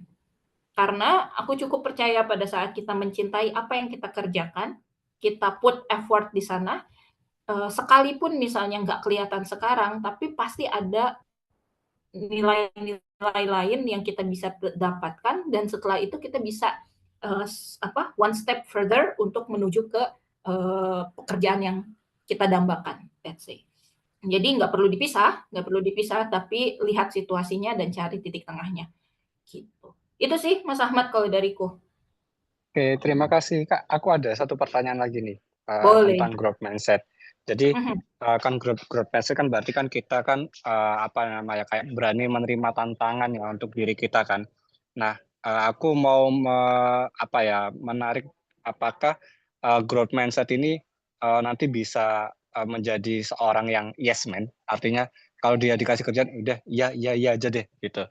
Dan itu kan punya berdampak buruk juga kan bagi orang kalau Betul. dia jadi yes man. Terus Mhm. ataukah yang kedua adalah dia menjadi orang yang nekat, udah deh gua ambil aja deh kayaknya ntar bisa sambil belajar. Padahal kan nggak kayak gitu konsepnya.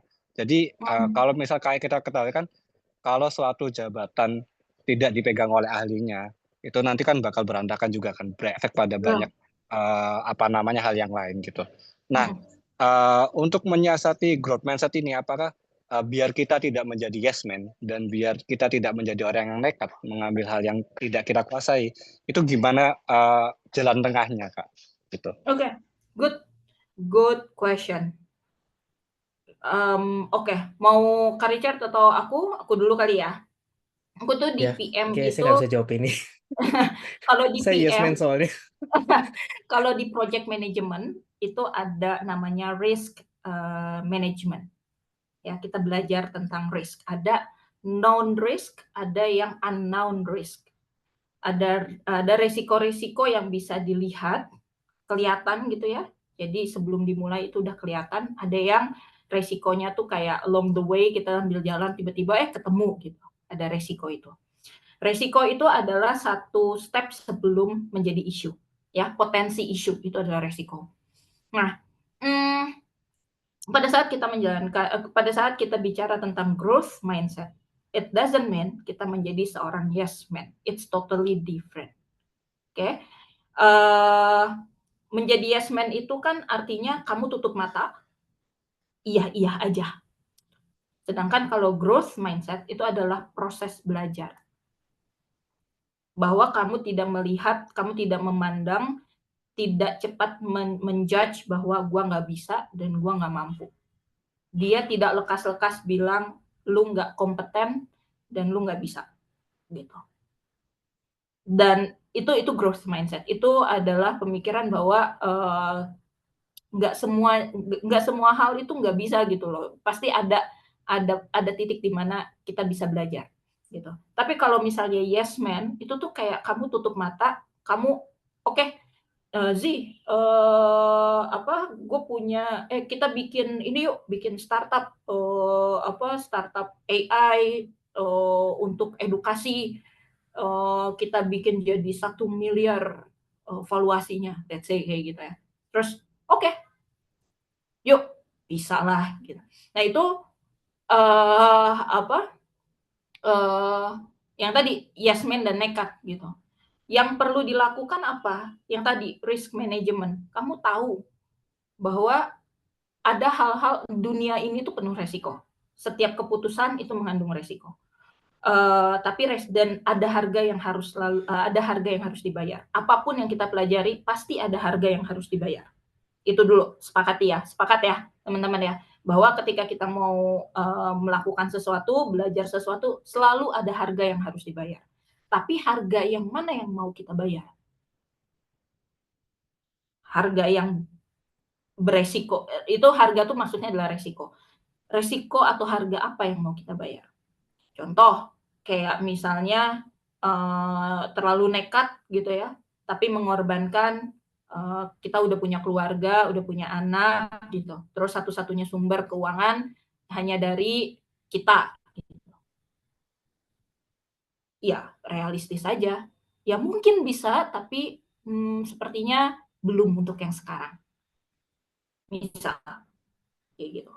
Kalau aku tidak akan mengorbankan keluarga, aku tidak akan mengorbankan teman-temanku, aku tidak akan mengorbankan kesehatanku, dan aku tidak akan mengorbankan spirituality, gitu. 4 itu yang aku tidak bisa ganggu gugat. Jadi kalau misalnya aku mengambil satu, aku punya growth mindset, aku menjadi gue pelajarin, tapi kalau udah menyentuh ke 4 hal ini dan 4 hal ini salah satunya goyang, aku nggak akan lakukan. Gitu, Mas Ahmad. Jadi itu lekat sekali dengan resiko. Jadi still harus melihat apa yang mau dibayar.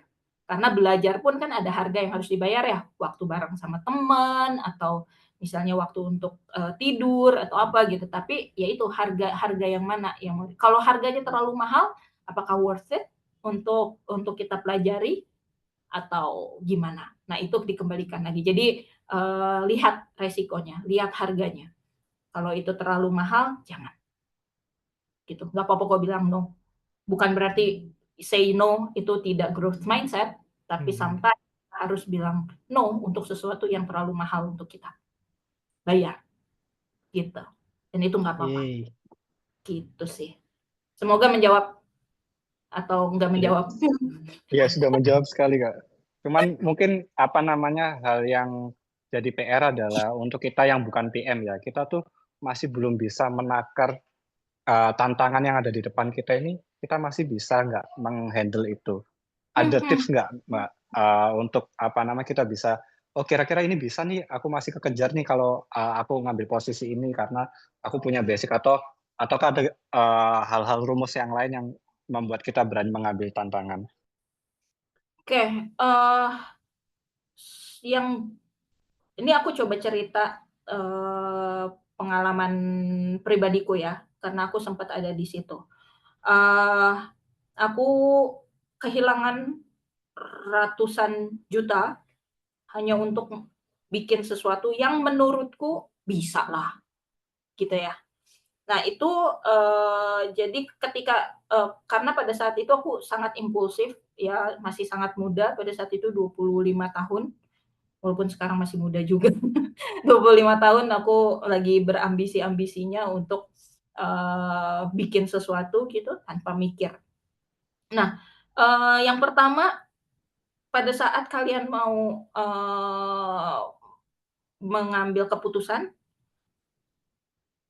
coba tanya sama orang yang, lebih punya pengalaman. Makanya kenapa, kita harus banyak networking atau ya kayak kelas-kelas kayak gini, kenal sama banyak orang gitu ya. Terus misalnya, ada orang yang bisa kalian percaya untuk ditanya gitu, tanya ke mereka.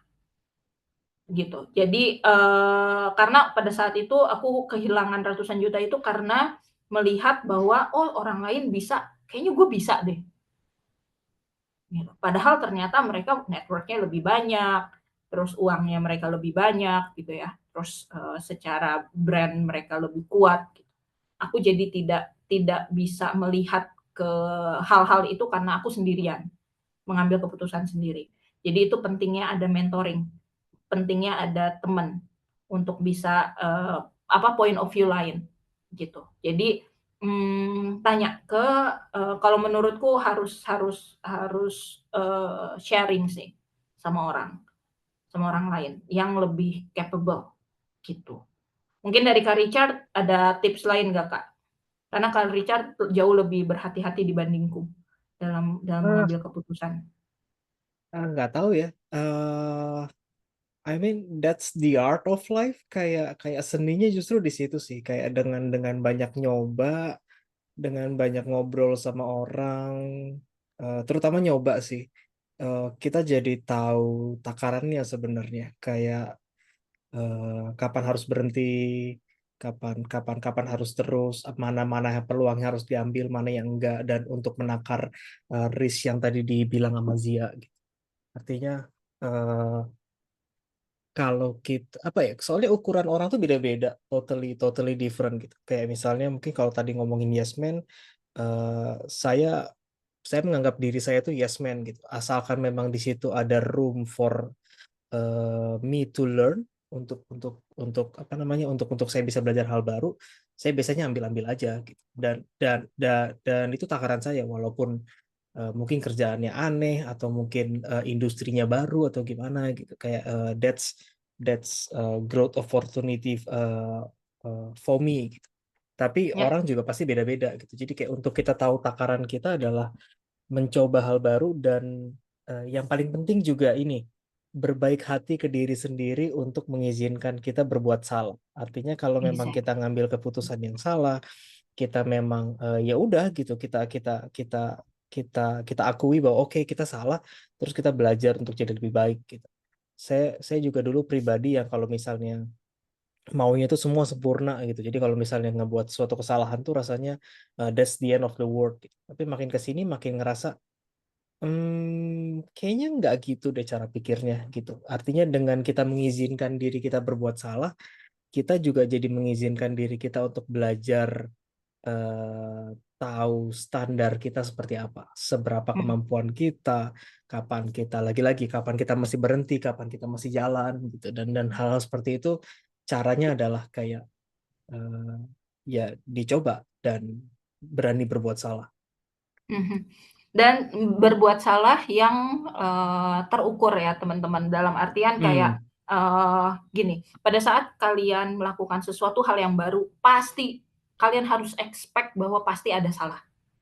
Kalau itu hal-hal yang baru banget kalian lakukan.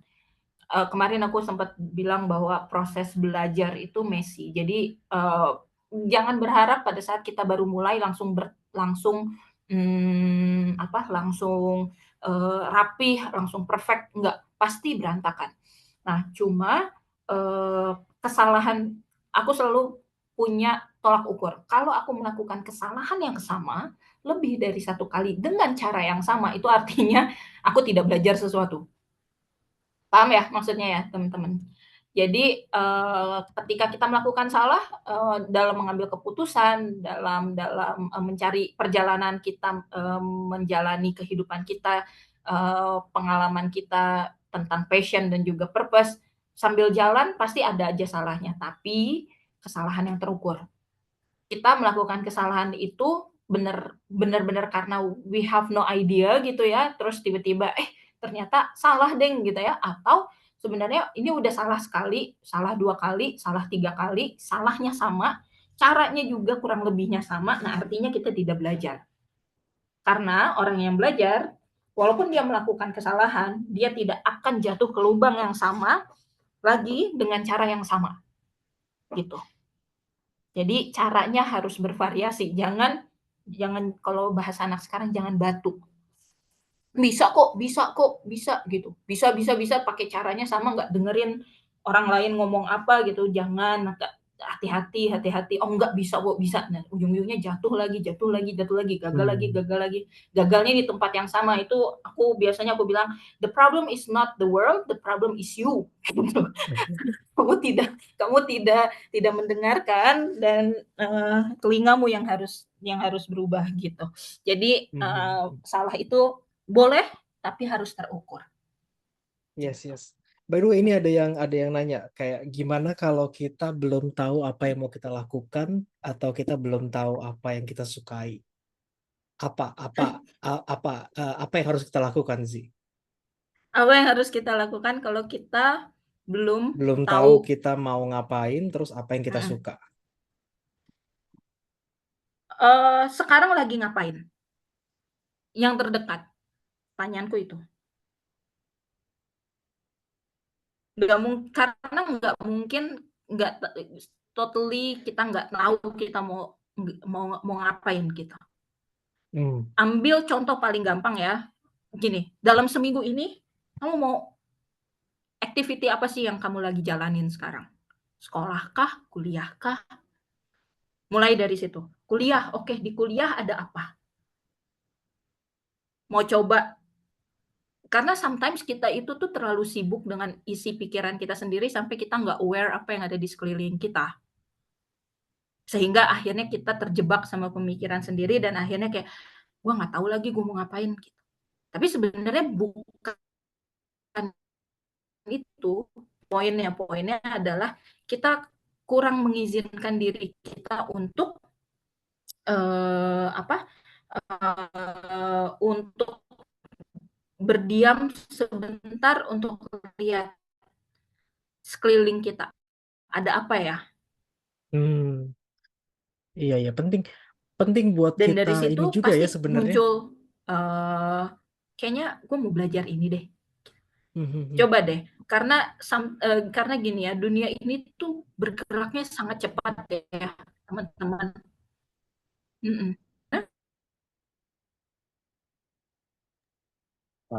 Aku boleh nambahin nggak, Kak? Yap.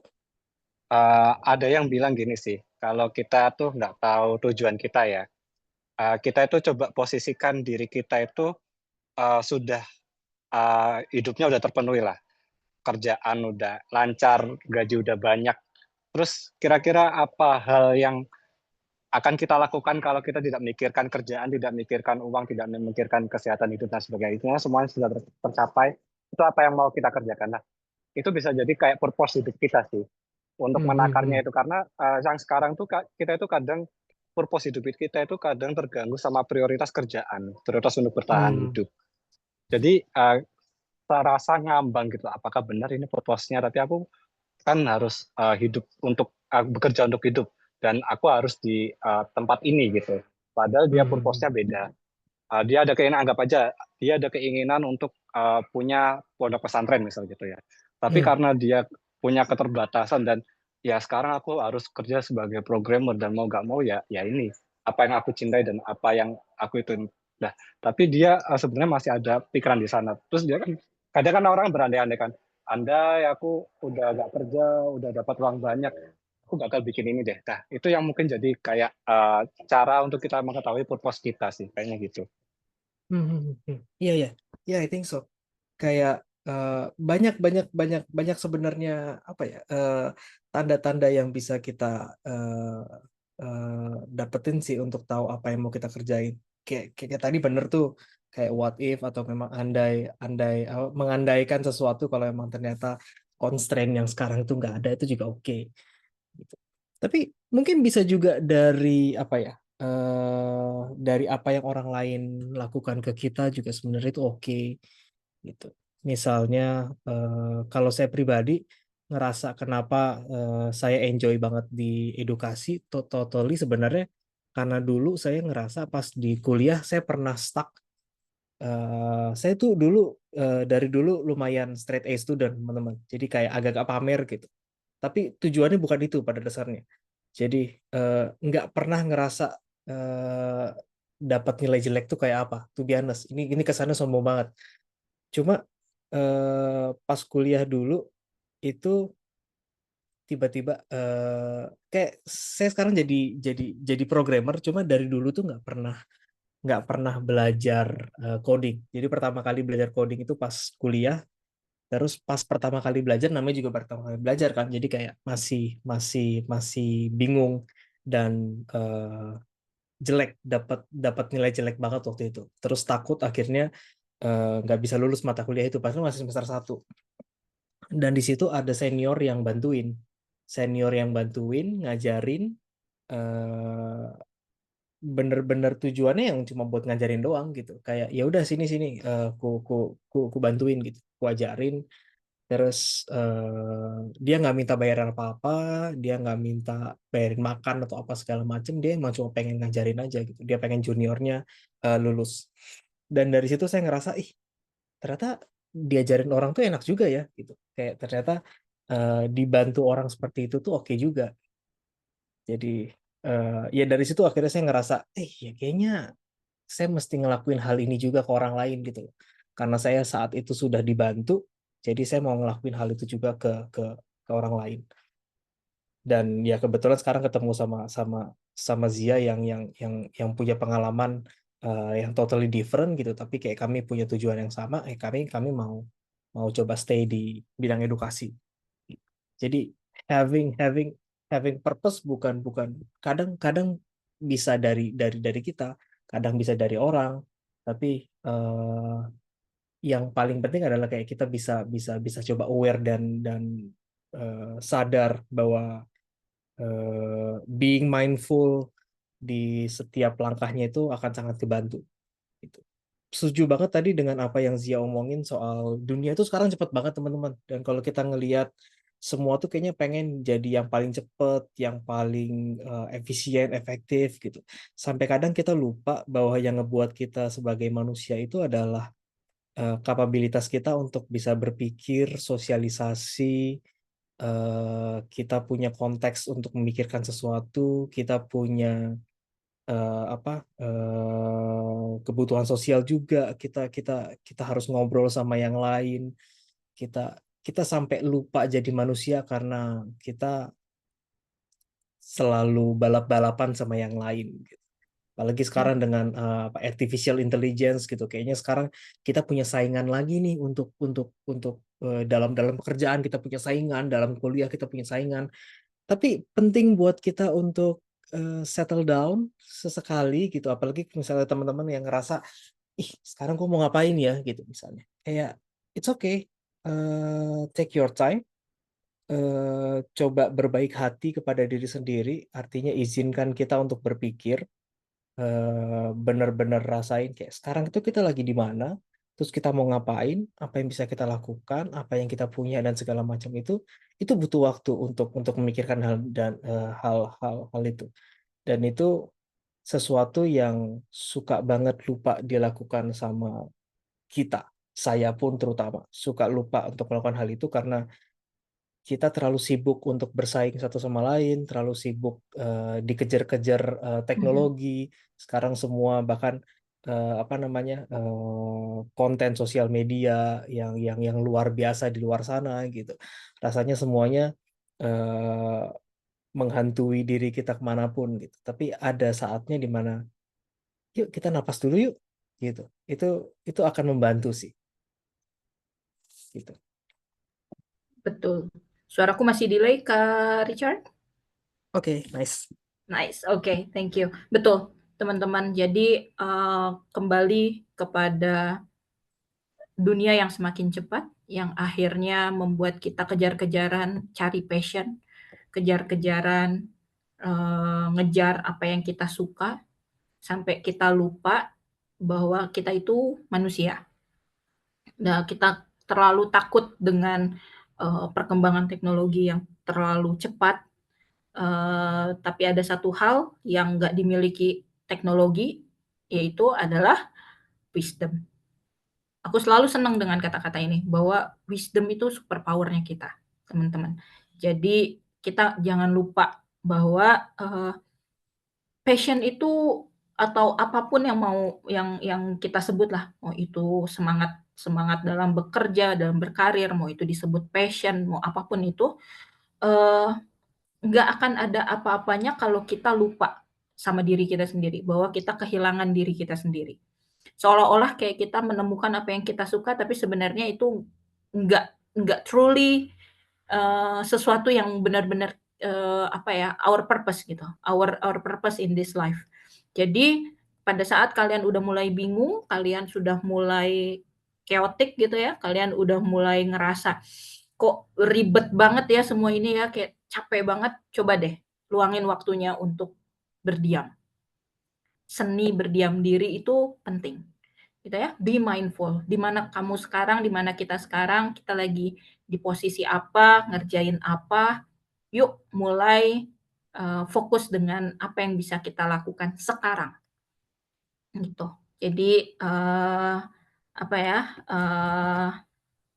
hopefully dengan kita belajar di sini tentang passion, tentang purpose, ini bisa membuat kita lebih terbuka bahwa bahwa passion itu bukan satu-satunya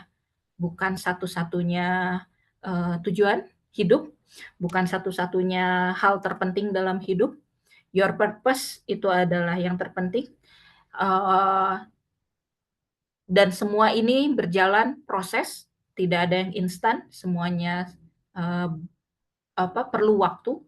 Dan tadi kata Kak Richard, berbaik hatilah ke diri sendiri, jangan menjadi hakim, karena somehow kita suka menjadi hakim tergalak ya, hakim tergalak untuk diri kita sendiri gitu ya.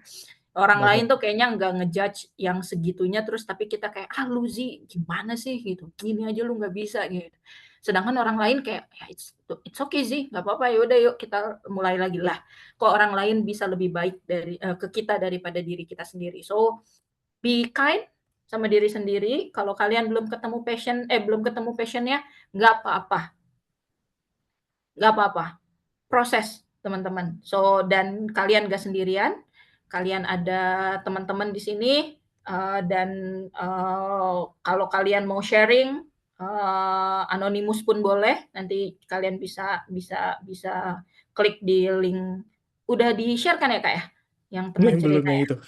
Oh ya, boleh di-share aja nanti kalian boleh sharing di sana.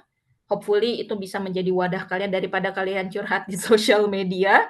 Better kalian share aja di sana apa yang bisa kami coba. Mungkin kami nggak bisa kasih solusi, tapi kami mungkin bisa bantu kalian, mengarahkan kalian ke hal-hal lain, point of view lain, dan atau mungkin mempertemukan dengan hal-hal lain gitu. So itu dari kami.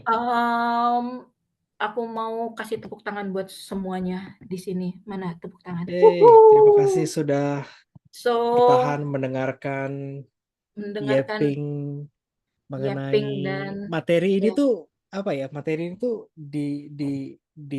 disusun, dirangkum kayak bentuk surat cinta dari kami ke kami di masa lalu. Tapi semoga ini bisa membantu teman-teman semua di sekarang. Betul, dan kami berharap, kami pun belum bisa bilang bahwa kami menemukan passion kami. Kami juga masih berjalan, teman-teman. dan hopefully dengan seperti ini kalian merasa, hey gue nggak sendirian gitu ya, kita bareng-bareng menemukan, berproses untuk menemukan apa yang kita cintai mungkin, tapi lebih dari itu yuk bareng-bareng kita temuin apa yang mau kita lakukan gitu ya. So itu aja, thank you banget buat teman-teman yang udah banyak nanya dan gokil, chatnya banyak sekali. I'm so sorry kalau ke skip. Kalau kalian mau tanya-tanya lagi, monggo silahkan. Kalau mau isi-isi di teman cerita dan feedbacknya juga, kami perlu banget feedback dari teman-teman semua untuk kelas-kelas selanjutnya. Thank you guys, we love you so much. Semangat puasanya, jaga kesehatan. Bye bye guys. Thank you. Sampai ketemu di kelas selanjutnya. Thank you terima guys. kasih Kak Bye Zia, Mas Richard. bye. Yuk. Thank you.